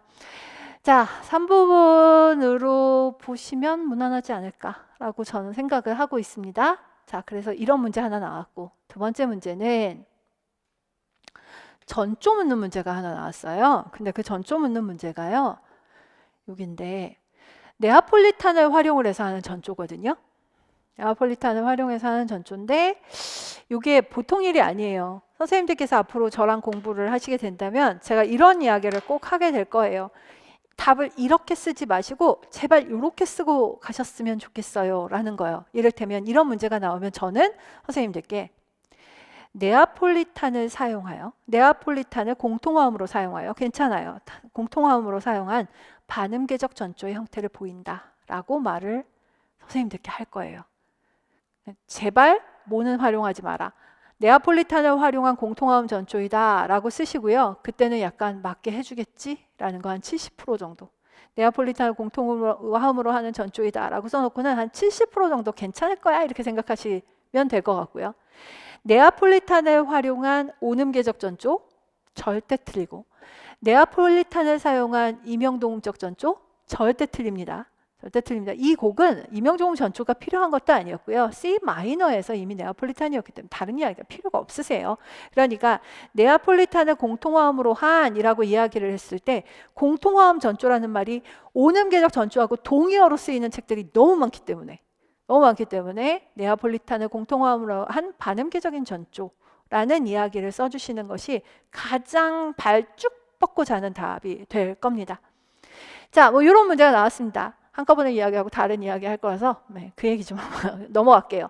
그 밑에 있는 까르노메라고 하는 리골레토에 나오는 아리아인데요. 그 부분 중에 기억으로 표시되어 있는 부분이 무슨 부분이냐 뭐 이런 이야기가 나왔거든요. 일단 이 부분이요. 지금 저희 시험 문제에 나온 게 굉장히 화려한 버전이에요. 저는 제가 찾은 악보 중에서는 사실 못 봤을 정도로 화려한 버전이고요. 출판사에 따라서 부르는 사람에 따라서 또 실제로 유튜브 들어보시면 다 다릅니다. 다 다르다라는 건 독창자의 즉흥적인 요소가 들어가고 독창자의 화려한 장식이 들어갔다는 이야기예요. 그래서요, 성악에서는 이 부분을 협주곡에서는 카덴자라고 하는 부분이 어떤 형식 부분처럼 이야기가 되는데 비해서 이것을 카덴자에서는 일종의 장식음적인 개념에다 집어넣고 있어요.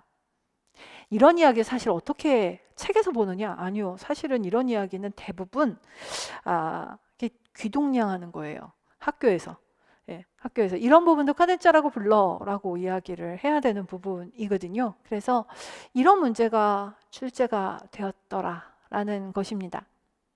전체적으로 이번 시험 문제가 굉장히 버라이어티하다라고 이야기, 아까 잡다하다라는 표현을 좀 확 쓰기는 했는데 이런 문제들이 좀 있습니다. 이제 여기까지 세워놓고 기출문제 때문에 좀 드릴 말씀이, 제가 드리는 답은 시험을 보고 나서 몇 달간에 거쳐서 제가 정말 열심히 책을 찾아서 딱 그 그림이 나왔을 때 어느 책에서 이게 있기 때문에 나는 답을 이걸로 봅니다. 그리고 근거를 갖다 붙이고 해서요. 이를테면 아까 삼연육각이 있었죠. 삼연육각은 방금 보신 것처럼 그림이 이렇고 이게 이렇고 그 그림에 대해서 설명을 한 국립국악원 책이 이렇습니다 라고 해서 저는 그냥 삼연육각 외에 다른 답이 없는 것처럼 답을 하게 될 겁니다. 몇 년 전에 슈베르트의 또 다른 나라는 악곡이 시험에 나왔을 때도 그때도 죽기 살기로 책을 찾았죠. 그래서 슈베르트 가곡을 전문적으로 한 책에서 이 악곡은 파사칼리아 같이 생겼다라고 이야기를 해서 저는 파사칼리아라고 모범 답안을 드렸어요. 근데 똑같은 일이 벌어질 거예요. 왜냐하면 제가 그때 파사칼리아라고 답을 딱 드리고 나니까 선생님들께서 그럼 오스티나토는요? 샷건느는요? 뭐 그라운드 베이스는요? 라고 물으셨는데 사실 그 개념들이 전부 다 연결되어 있는 개념이에요. 원래부터 연결되어 있는 개념이거든요. 근데 그 답을 제가 하기가 그리 쉽지 않습니다. 맞게 했는지, 부분 점수를 줄 것인지, 어디까지 부분 점수를 줄 것인지까지 알기란 매우 어렵습니다. 그래서 그런 답을 못하겠습니다. 똑같은 것으로 삼연육각이 답인 것 같은데, 걔는 1점일 것 같은데, 거기 삼연육각에서부터 비슷하게 나와 있는 사관, 풍류, 뭐 이쪽 계통의 답들 있잖아요. 관악갑주, 또 뭐 쓰셨을라나요? 거상학, 대풍류. 이 악곡들이 개념적으로 부분을 겹친다고 해서 어느 정도의 부분 점수를 주었을지까지는 전혀 알 길이 없다라는 이야기입니다. 아까 성가의 가사 붙이기 마찬가지이고요. 성가의 계명창을 어떻게 내가 읽었기 때문에 근거를 붙였을 때 조금이라도 점수를 더 주었을지 어쨌을지 알기가 어렵습니다. 이런 미미한 감점과 혹은 플러스 점수들이 합쳐져서 선생님들께 점수가 소수점 두째 자리까지 나와요.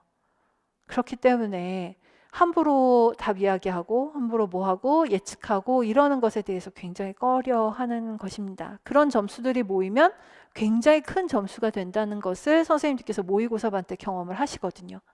경험을 하시게 됩니다. 의외로 점수가 너무 안 나왔는데 한 문제 보면 다 괜찮은데 다 3점, 3.5, 3점, 3.5 이런 식이었는데 그것도 모아놓으면 꽤 큰 감점이 나요. 그러니까 1차 시험을 보고 나면 원래 이 시험이 합격자 발표 없이 2차까지 무조건 가는 시험인 것처럼 준비하셔야 된다라고 하는 이야기는 제가 그냥 학원 강사여서 하는 이야기는 아니다라는 것을 좀 들어주시면 좋을 것 같아요. 제가 지금 처음부터 말씀을 드립니다. 설명회임에도 불구하고 기출을 보면서 이 말씀을 드려요. 선생님들께서는 뭐랄까 마라톤이면 풀코스를 뛰셔야 될 분들이거든요. 그래서 풀코스를 뛰실 수 있도록 좀 마음을 잡으셔야 될 거고요. 시험 문제 보시면서 암담하실 거 하나도 없습니다. 선생님들께서는 어쨌든 이 안에 들어있는 거 안에서 최대한 점수를 조금씩이라도 더 챙기는 그런 방법으로 가시는 거지 이걸 홀로 다 맞아서 몇 점? 이러기는 그리 쉽지 않으실 거예요. 자, 지금까지 했던 이야기들을 좀 정리를 하면서 우리 이제 시험 어떻게 봐야 될지 좀 생각을 해보려고 해요. 시험을 보고 나면 잡히는 것들 첫 번째, 작년 재작년까지 전 그 얘기 굉장히 많이 했었습니다. 5개념이 너무 많더라. 너무 5개념이 많아서 5개념 잡기가 약간 두더지 같은 느낌이 든다. 가끔씩 카페에 제가 정말 무뚝뚝한 답을 하죠. 그건 5개념이십니다 라고 이야기를 하는데, 왜냐하면 누군가 약간 개념이 틀린 질문을 하시면 저도 모르게 이렇게 몸이 딱딱해져요. 이 글을 읽으면서 이런 거 있잖아요. 내가 이렇게 했나? 내가 이렇게 말했나? 라는 생각이요. 그래서 그 5개념 잡는 것 때문에 굉장히 신경을 많이 썼는데 올해는 제가 아마 한 가지 더 할 것 같아요. 5개념도 5개념이지만 개념을 약간 확장시켜야 될 것 같다. 카덴자가 그랬고 삼연육각이 그랬고 또 앞에 나왔던 여러 가지 용어들이요. 그 두 가지가 다인데요. 5개념을 잡아야 된다라고 이야기하는 건 용어 제대로 쓰는 거 좀 해봐야 될 것 같다. 이를테면 아까 네아폴리탄에 관련된 이야기들이라든가 이런 것들 이야기할 때 5개념 잡는 거 하나, 그 다음에 개념 확장시키는 거 하나. 그래서 수업 시간에 다 말을 하지 못할 수도 있고 그러면 문제풀이나 이런 거 하면서 계속 조금씩 고치는 한이 있더라도 고쳐서 개념을 좀 확장시키는 게 어느 해보다 필요하지 않을까. 올해 시험을 보면서 약간 이렇게 시험 문제가 나오는 게 앞으로 대세가 된다라고 한다면 개념을 그냥 원래 우리가 알고 있던 개념에서부터 약간씩 흔들어 보는 문제들이 계속 나올 것 같다라는 생각이 좀 듭니다. 두 번째는 질문이 모호했어요. 아마 지금 나와서 읽기 따라서 수없이 많이 다른 답이 나올 수 있는 문제들이 있었을 겁니다. 제가 오늘 보여드리기에 별로 의미가 없을 것 같아서 안 드린 무슨 장구 문제 막 이런 것들이 있었거든요. 근데 끊어 읽기를 어디에 하느냐에 따라서 이렇게도 읽히고 이렇게도 읽힐 수 있겠다라고 하는 느낌이 들어요. 그러니까 저는 제 느낌으로 문제를 보니까 답이 뭐라고 또 나오겠는데 시험장에서 읽는 분들의 입장은 또 다를 테니까요. 그래서 그거는 제가 문제를 냈을 때도 가끔 선생님들께서 하셨던 일이고 선생님 그렇게 읽으셨어요? 저는 이런 말이었어요? 라는 말을 저는 할 수 있었는데 이 시험은 그게 안 돼요. 출제자를 불러다 놓고 왜 이렇게 내셨어요? 를 물어볼 수가 없으니까요.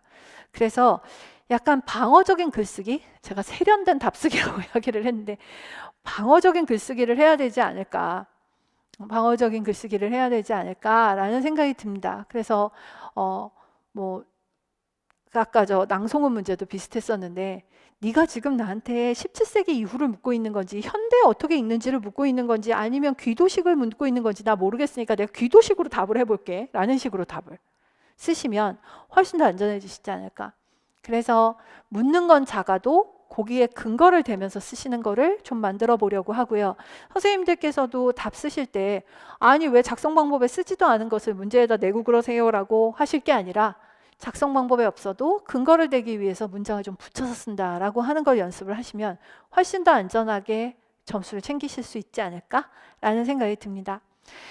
자, 그리고 아까 보셨던 한자 육보 같은 데서도 있었던 건데요. 2014년 이후에 저희 시험이 가끔 어떤 때는 무슨 라틴어 시험 같기도 하고 해서 굉장히 많은 원어 읽기가 좀 필요할 때가 있습니다. 그래서 모든 힌트를 얻어서 원어로 읽어버렸다는 거, 그런 것들, 또 한자를 읽으려고 애쓰는 연습, 이런 것들이 좀 많이 필요하실까 하시겠다라는 생각이 듭니다.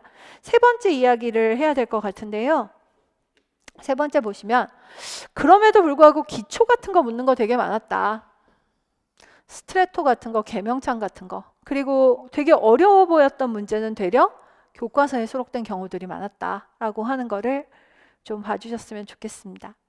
네 번째 드릴 말씀은 교과교육론인데 오늘 제가 또 들고 나오진 않았어요. 이거 뭐 다 풀어드리면 몇 시간이 걸릴 테니까 그러진 않았는데요. 그 교수법 쪽 문제라든지 이런 것들 작년서부터 계속 있었던 것들인데 이제 음악교육의 기초 음악교육학 총론 정도로는 도저히 안 될 것 같아요. 그래서 조금 더 책을 붙여서 읽고 좀 확장을 시키고 이렇게 해야 될 필요가 있습니다. 제가 계산을 다 하진 않았는데요. 많은 저희 선배님들, 붙이셨던 선배님들이 하셨던 말씀을 마지막으로 드려야 돼요. 무슨 얘기냐면 그분은 2013년에 합격하신 분인데 2012년 시험 문제 어려웠거든요. 2012년 시험을 보시고 나서 정말 컷도 많이 떨어지고 어려웠는데 당신이 그 시험이 떨어지고 나서 하셨었대요. 뭐 실수 안 했으면 맞출 수 있었던 문제로 다시 계산을 해보고 나니 자기가 실수했던 문제를 다시 맞는 걸로 해서 계산을 하고 나니 합격선을 훨씬 넘더라. 그래서 훨씬 넘더라. 그래서 2012년 동안 2013학년도 시험을 준비하는 동안 나는 매우 유쾌하게 지냈다. 유쾌하게 지냈다. 실수만 안 하면 나는 하시라도 붙을 수 있어 라고 생각하면서 명랑하게 지냈다. 대부분 2013년에 2012년 시험 문제가 너무 어려웠었기 때문에 다들 막 정말 죽을 상을 하고 다녔었고 저도 너무 힘들었어요. 또 그렇게까지 나오면 어떻게 하나, 나도 그 수준에 맞춰서 문제를 내볼까, 뭐 이런 식의 걱정들을 되게 많이 했었거든요. 그런데 의외로 실수를 줄이면 합격선을 넘는 경우들이 너무 많다.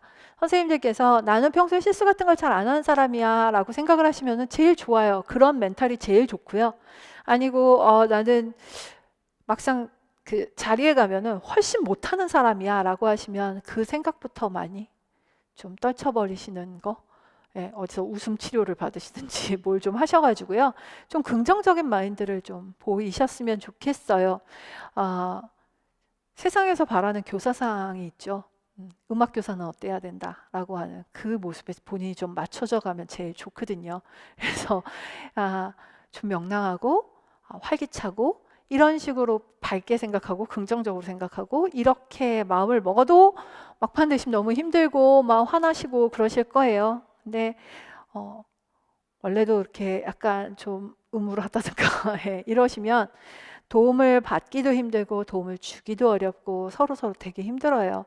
선생님들 가끔 보시면 성공 사례도 많기는 해요. 너무 혼자 아주 잘하시는 분이셔서 굉장히 잘 하셔서 마지막에 수업 실현할 적에 카메라 혼자 갖고 오셔갖고 거치대에다 혼자 걸어놓고 막 찍고 이렇게 하신 다음에 혼자 합격하신 분들도 가끔 계시는데요. 그래서 제가 그분이 합격했는지 안 했는지도 몰랐어요. 오죽하면 연락을 안 주셔서. 그래서 그 모 지역 연수 다녀오신 선생님한테 혹시 누구 선생님 보셨느냐 그랬더니 봤다고, 나 그 선생님 봤다고. 그래서 아, 그분 합격하셨군요 그러면서 혼자 하셨었다라고 이야기했더니 아, 진짜 기가 막힌 답이 돌아왔어요. 연수 때도 혼자 다니시더라. 그래서 아, 그분은 원래 성격이 그러시구나 라고 했었는데요. 그냥 평범하게 좀 서로 의지할 수 있는 분들도 만나시고 이렇게 하시면서 같이 공부하실 수 있으면 제일 좋습니다. 그리고 좀 그럴 때 만나는 분들이 좀 긍정적이고 명랑하신 분들이셔야 서로 에너지가 될 거예요. 실수 없도록 마인드 컨트롤 하시는 거. 그리고 정말 그 마인드 컨트롤이 너무 힘들 적에는요, 아이의 전문가를 찾으시는 것도 방법이 되실 겁니다. 요즘 뭐 상담도 많이들 하시고, 뭐 정신과 병원에 대해서 너무 특별히 뭐랄까 거부감 없으시지요? 예, 젊은 분들이 그러시진 않을 거라고 생각해요. 그래서 가셔서 도움을 받다 보면 그분들한테는 너무 흔하고 너무 많이 본 케이스들이어서 또 왔구나 정도? 또 왔구나 정도이실 테니까 겁내지 마시고 좀 본인의 멘탈 상태를 잘 좀 관리를 하셨으면 좋겠습니다. 건강하셔야 되고 멘탈이 안 흔들리셔야 공부가 되셔요. 그냥 눈만 마주치면 막 이렇게 흔들흔들 하시는 분들, 어느 해서부터 제가 시험장에 안 가거든요. 시험장 안 가는 제일 큰 이유가 아침에 저를 보고 대바람부터 우시는 분들이 이렇게 많으세요. 그래서 저 멘탈로 어떻게 시험을 보지 싶어서 괜히 그 건드리고 싶지 않아서 시험장을 잘 안 나가게 됐어요. 제가 도대체 뭔데 저를 보고 우시는지 모르겠는데 가끔씩들 그러시더라고요. 가뜩이나 지금 상황이 안 좋은 상황이시니 건강 관리는 뭐 기본이고요. 선생님들 그 멘탈을 잘 잡고 계셨으면 좋겠습니다. 그러셔야 실수도 줄 거고 뭐 여러 가지 사고도 많이 줄 겁니다. 자, 그 다음에요. 저희 수업 이야기를 잠깐 해야 되겠죠. 아무래도 그걸 하기 위한 설명회니까요. 교재를 받으실 텐데 기본 이론반의 교재를 받으시면 헉 하실 거예요. 이거 어떻게 다 봐? 라고 하시면 결국 그거보다 더 보시게 될 겁니다. 더 보셔요. 당연히 더 보시게 될 거고요.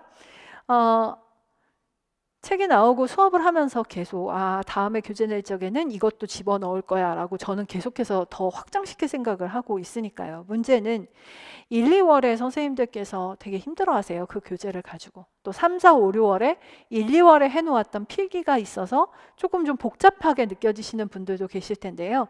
저희 교재는 제가 그동안 해보니까 뭐가 문제였냐면 1, 2월에 얄팍한 교재를 내서 선생님들께서 그걸로 좀 가볍게 공부를 하셨다가 3, 4, 5, 6월에 그 내용들을 다시 이쪽에다 옮기시는데 굉장히 고민을 많이 하시더라고요.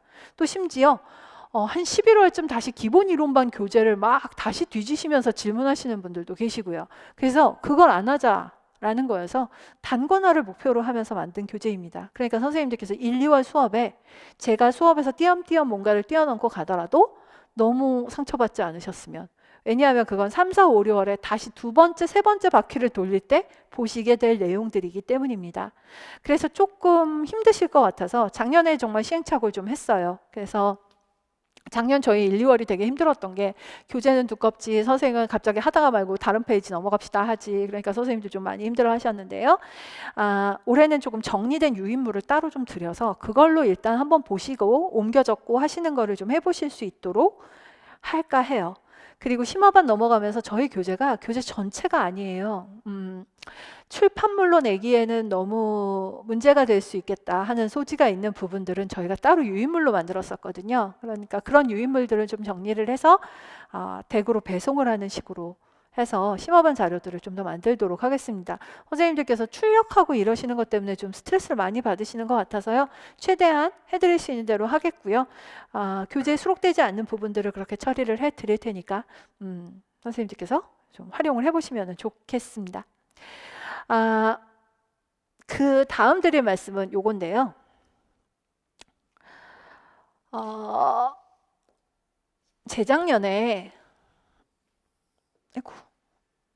재작년에 임용닷컴 유튜브에 들어가시면 제가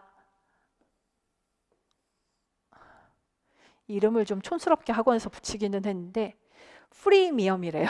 그래서 프리미엄 강의를 공짜로 이렇게 쪽팔리는 이름을 붙여놨는데 교과서 강의를 해놓은 게 있어요. 2015 교과서를 강의를 했었어요. 여러 가지 문제가 있기는 있어요. 뭐냐면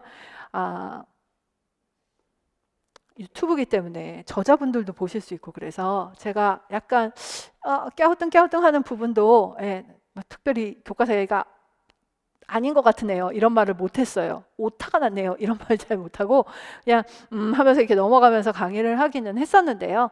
어쨌든 중고등학교 교과서 2015 교과서를 저랑 한번 같이 보십시다 라고 해서 드린 거였고요. 그리고 교과서 제가 보다 보니까 중학교 같은 경우에는 겹치는 게 너무 많아가지고요. 수업할 게 몇 개 없는 애들도 있었어요. 그래서 제가 너무 편협한 시각으로 보는 것을 좀 방지하기 위해 상당히 능력자이신 선생님 두 분을 섭외를 해서 교과서에 문제를 좀 내주시라고 부탁을 했습니다. 그 교과서 문제는 선생님들께서 스터디를 하시는 정도 수준의 문제보다 조금 위거나 아래거나 하는 정도이고요. 저도 거기에 선생님들께서 좀 보셨으면 좋겠는 악보나 이런 거를 무지하게 갖다 붙였어요. 무료 강의라고 해서 무료라고 생각해 본 적 없고 저는 되려 누구나 보실 수 있기 때문에 엄청 긴장하고 만들었거든요. 조회수 보시면 나름 히트 났어요. 그래서 선생님들 교과서 강의 좀 살살 봐주셨으면 좋겠습니다. 그래서 그거 봐주시면 좋겠고 올해는 거기다가 조금 추가하려고요. 대위법 안 나오는데 대위법 잘 안 나오는데 16세기 대위는 잘 안 나오지만 18세기 대위는 나오고 있으니까 16세기, 18세기 대위를 유튜브에 그냥 올릴 테니까 선생님들께서 한번 봐주시면 좋겠고 수강하시는 선생님들은 과제 내면은 제출하시면 될 것 같습니다. 그 다음에 조율법도 잘은 안 나오는데 그래도 작년에 수업 실현 때도 잠깐 이야기가 되고 했었기 때문에 그것도 좀 정리를 해서 올려놓으려고 합니다.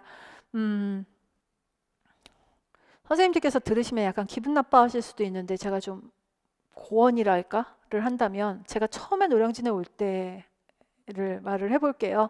정말 노량진에 음악 강사가 있다고 들었어요. 한 2명 정도 있었나? 뭐 이럴 때 들어왔었습니다. 뭐 인터넷 강의도 없었고 아무것도 없는 상태에서 학생 있으면 하고 말면 안 하고 막 이러면서 그냥 놀듯이 수업을 했어요. 그때 제 눈에는 임용에서 아직 나오지 않은 게 너무 많은 것 같아서 그런 것들을 좀 골라서 문제를 좀 내고 뭐 그랬었어요. 그리고 이 학원 아니고요. 옛날에 있던 학원. 원장한테 욕도 좀 많이 먹었던 것 같아요. 욕이라고 하면은 뭐 저한테 욕을 한 건 아니었는데 저한테 좀 그분이 사정을 하셨었죠. 너무 어렵게 가르쳐갖고 세상에 환불이 나지 않느냐 막 이러면서 왜 그런 이상한 걸 가르치느냐라고 하는데 뭐 그러거나 말거나 정말 철이 없어가지고요.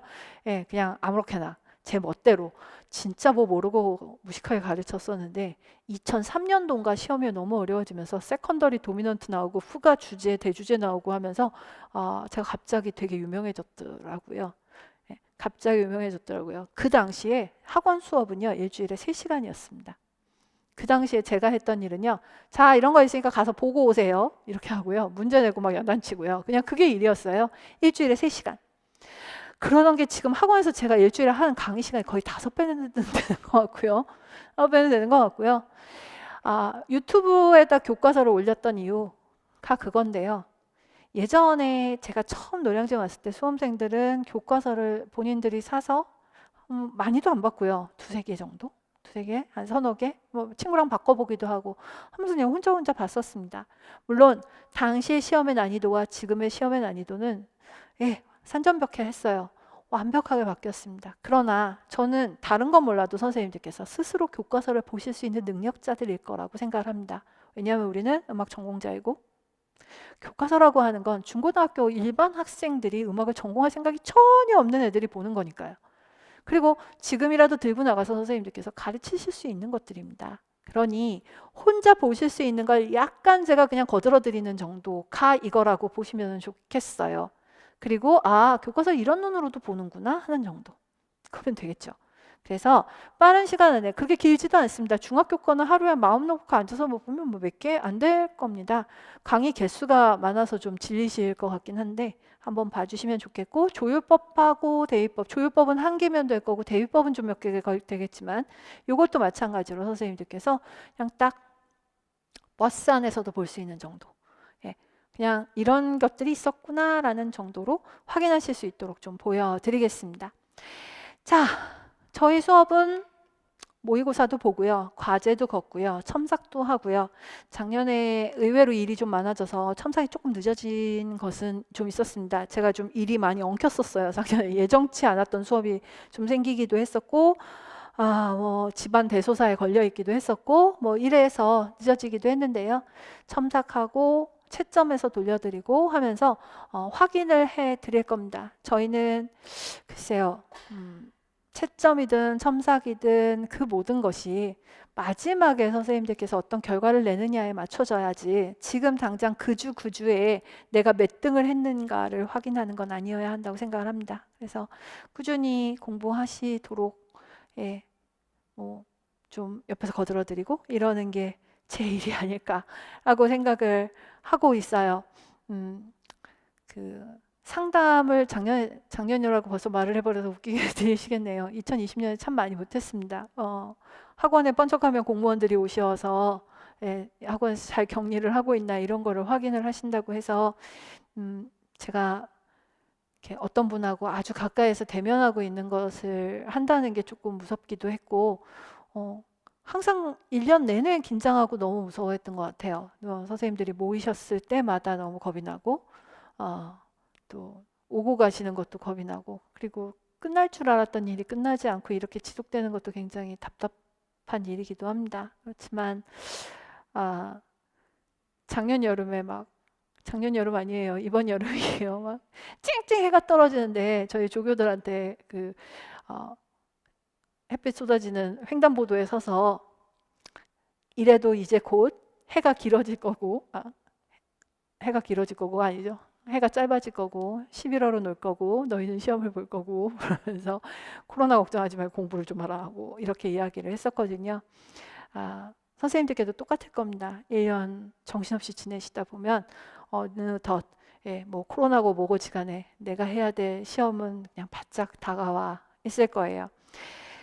여기까지 말씀드리면서 오늘 하려 하던 이야기는 기출문제 한번 이렇게 보시면서 시험 패턴이 조금씩 바뀌고 있구나라는 거 보시면 되고 근데 차라리 여러 영역에서 나오고 있는 거는 오케이 뭐 문제가 내가 학원에서 봤던 거 3개를 합쳐놓은 게 한 문항이야 라고 하면 괜찮아요. 3개 그냥 풀면 되는 거니까. 근데 개념을 좀 확장시켜야 된다든지 지금까지 우리가 봤던 책만 믿어서는 안 될 것 같다든지 이런 식이 된다면 그때는 조금 더 노선을 달리 해야 되지 않을까라고 생각이 드는데 올해 시험은 이제 노선을 좀 바꿔잡을 때가 되었다라는 생각이 드는 시험이었습니다.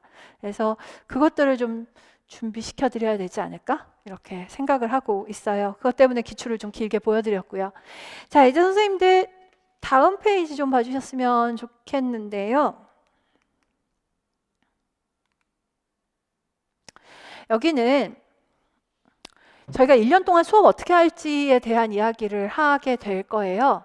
다른 건 뭐 그냥 별로 몇 개만 좀 말씀드려야 될 것 같아서 저희 수업은 화성학이 1, 2월에 갑니다. 화성학이 1, 2월에 가는데요. 화성학 1, 2월 8주밖에 안 되는 시간 동안 화성학 교재 2권을 빠른 속도로 할 거예요. 근데 저 2권뿐만이 아니라 저 2권과 가장 관계가 있는 책,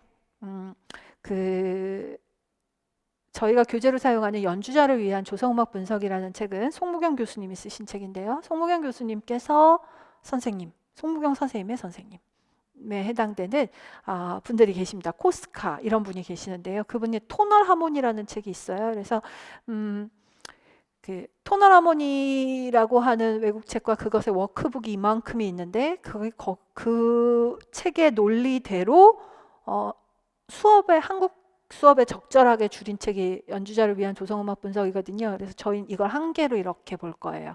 그래서 1, 2월에 1단계로 가는 수업은 요거로 가게 됩니다. 그러면 1, 2월에 저희가 너무 빨리 진행이 될 것이기 때문에 빨리 진행이 될 거라서 화성학을 정말 힘들어 하시는 분들이 계시면 이제 2월서부터 화성학 2단계 수업이 시작이 됩니다. 그건 제가 하지 않고 김남주 교수님이 하십니다.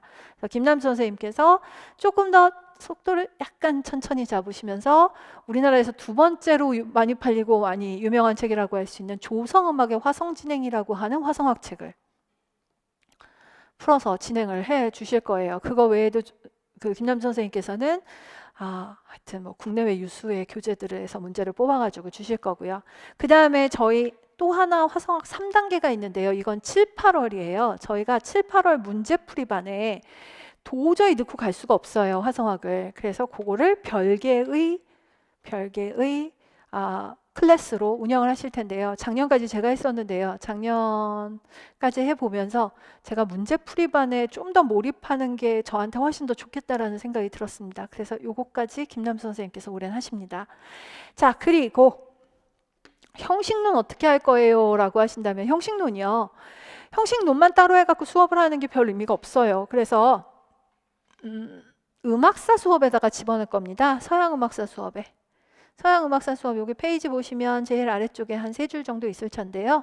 바로크와 고전주의 음악 수업할 때 묶어가지고 그 안에다 집어넣어서 형식론 수업을 음악사하고 연계시켜서 아까 보셨지만 저희 문제 그렇게 그냥 간단하게 한 개만 묻고 그러지 않잖아요. 그래서 시대하고 연결시키면서 갈 거고요.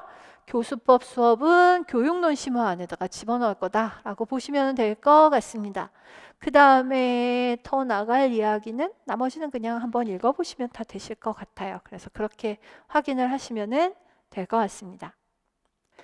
지금이 오늘 12월 초죠. 언제 보시게 될지 모르겠지만 개강까지 한 달 정도 남았다. 그죠? 한 달 정도 남았다. 나는 이제 무엇을 할까? 선배분들 뭐 하는 거 신경 쓰지 마시고요. 어차피 다 하시게 될 일인데 뭘 그렇게 신경을 쓰세요? 선배들 뭐 하는지 신경도 딱 끊으시고 지금 저랑 개강까지 좀 하실 일이 있습니다. 먼저 제가 대학원에 있는 시절에 방송작가를 했었어요. 네, 방송작가를 하면서 전 정말 자신 있어요. 제가 나온 학교에 이렇게 음악 잡서만 모아있는 서가가 있어요. 잡서라고 얘기한 게 뭐냐면 음악가의 편지, 음악가와 연인들, 뭐 음악가의 뒷 에피소드 뭐 이런 것들, 그런 책은 제가 한 권도 빠짐없이 거의 다 읽었어요. 너무 쓸 게 없어가지고 멘트를 써야 되는데 그냥 쓸 수는 없잖아요. 예나 지금이나 그냥은 못 써. 날씨가 참 좋네요. 이런 건 절대 못 쓰는 사람이라 뭐 심지어 뭐 오늘은 뭐 슈베르트가 태어난 지 몇 년째 되는 날인데 이렇게라도 시작을 해야 마음이 놓이는지라, 또 저희 프로그램을 진행하시는 교수님이 대학 교수신데, 음대 교수신데, 예, 거기 앉아가지고 무슨 뭐 분홍색 진달래 이런 거 할 수 없어서 무조건 책이다라고 해서 정말 안 본 거 없이 봤고요. 그때 방송에서 들은 음악하고 써먹은 원고에서 봤던 책들이 이 수업을 하면서 꽤 많이 도움이 된 것 같아요. 네, 이 수업을 하면서 굉장히 많이 도움이 됐어요. 가끔 선생님들 졸려하실 때 깨워줄 이야기를 한두 개씩 만들어내기도 하고 이렇게 하는데요. 왜 이야기하느냐? 제가 그런 책 읽듯이 선생님들 앞으로 책 좀 읽으셨으면 좋겠어요. 그때 추천할 2개의 책입니다. 첫 번째는 들으며 배우는 서양음악사. 야, 저게 무슨 읽는 책이냐 라고 하신다면 그라우트보단 나으니까. 그라우트보단 나으니까요. 작년, 재작년은 들배 쪽에 가까웠고요. 올해는 그라우트예요. 그래서 그라우트를 읽으시라고 얘기를 하면 선생님들께서 반의 반도 못 읽고 오실 것 같아서 들배를 좀 읽으셨으면 좋겠다 였습니다. 들배가 대세였을 적에는 제가 민은기 교수님의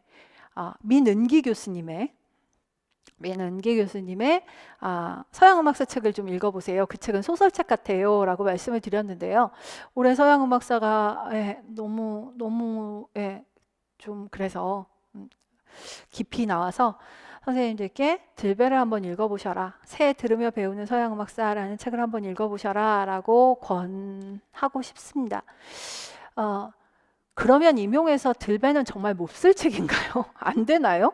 라고 이야기를 하시면 아니, 좋은 책이죠. 그만큼 좋은 책이 없는데 아까 보신 것처럼 페이지까지 뚝 떨어지게, 악보까지 뚝 떨어지게 나오고 있는 책이 있는데 우리가 그게 어디서 나왔는지를 알고 있는데, 선생님들 2002년, 2003년 이런 때는요 그냥 압도적으로 두길이었어요.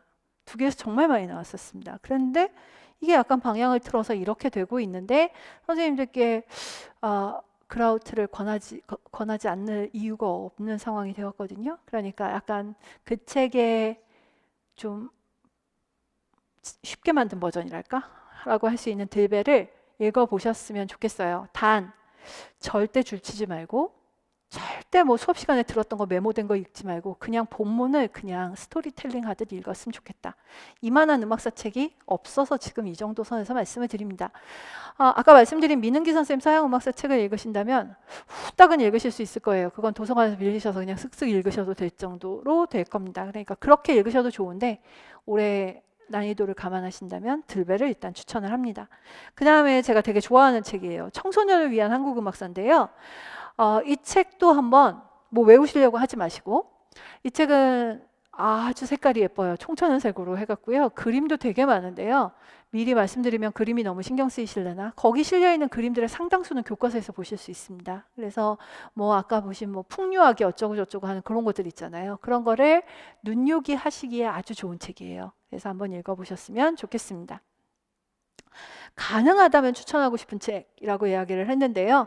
연주자를 위한 조성음악 분석 1, 2월 수업 교재 아니에요? 라고 하시면은요. 도망을 좀 가보시라고요. 무슨 도망? 우리가 진도가 빠를 거니까 한 1권만이라도 먼저 좀 풀어놓으셔서 따라와도 따라잡히지 않을 정도로 조금만 연습하시면 좋겠다라는 겁니다. 제가 이 연주자를 위한 조성음악 분석이라는 책을 더 좋아하게 된 이유는 해답지가 붙었습니다. 물론 그 해답지는 이렇게 얘기를 하면 좀 기분 나쁘시려나? 저희는 이론 전공이고요. 이론 전공은 화성학을 조금 우리들끼리 보는 눈이랄까? 그런 것들이 있습니다. 그리고 답안에 그게 좀 많이 반영이 돼 있어서 선생님들께서 좀 불편하실 수도 있어요. 근데 사실 임용용은 아니거든요. 그 답안은.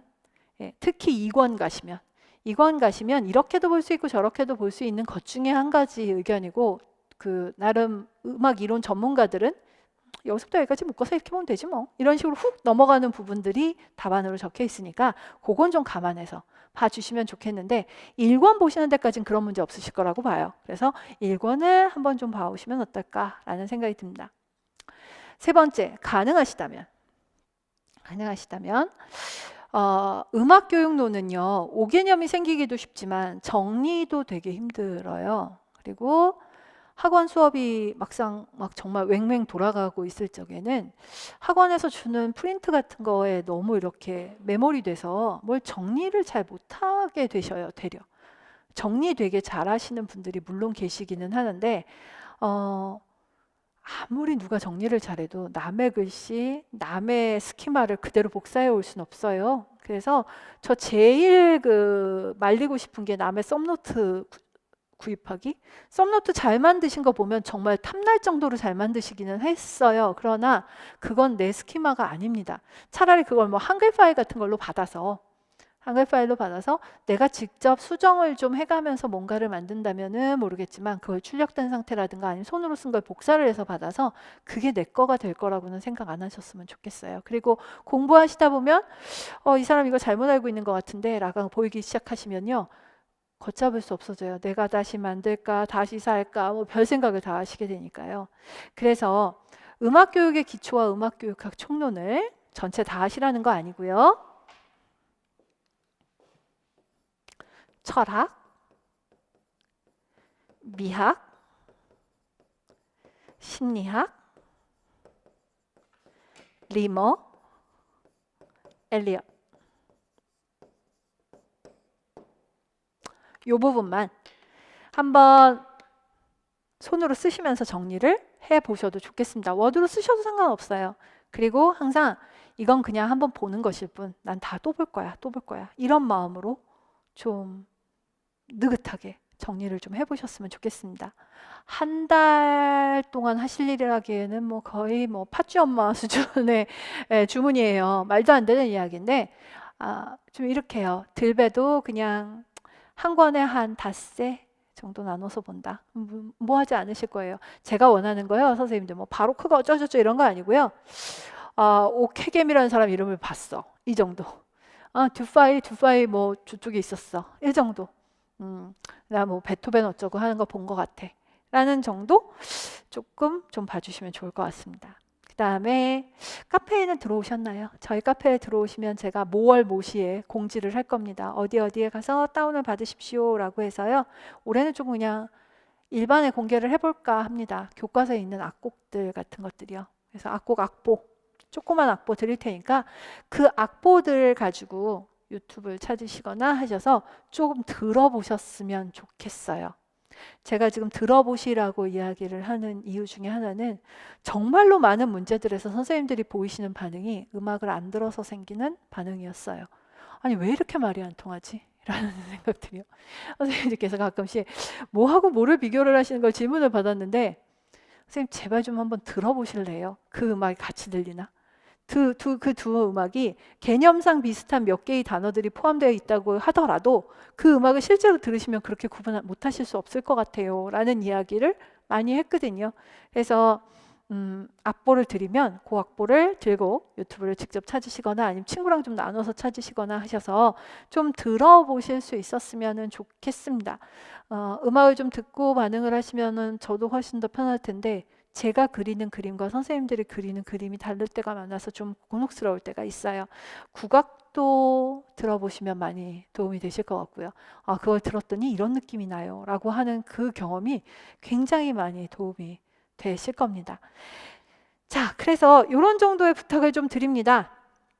사실 참 놀라운 시대죠. 유튜브가 있다라는 게. 그래서 선생님들께서 그 들어보셔야 될 정말 많은 악곡들이 그 안에 들어있는 것도 확인하실 수가 있을 겁니다.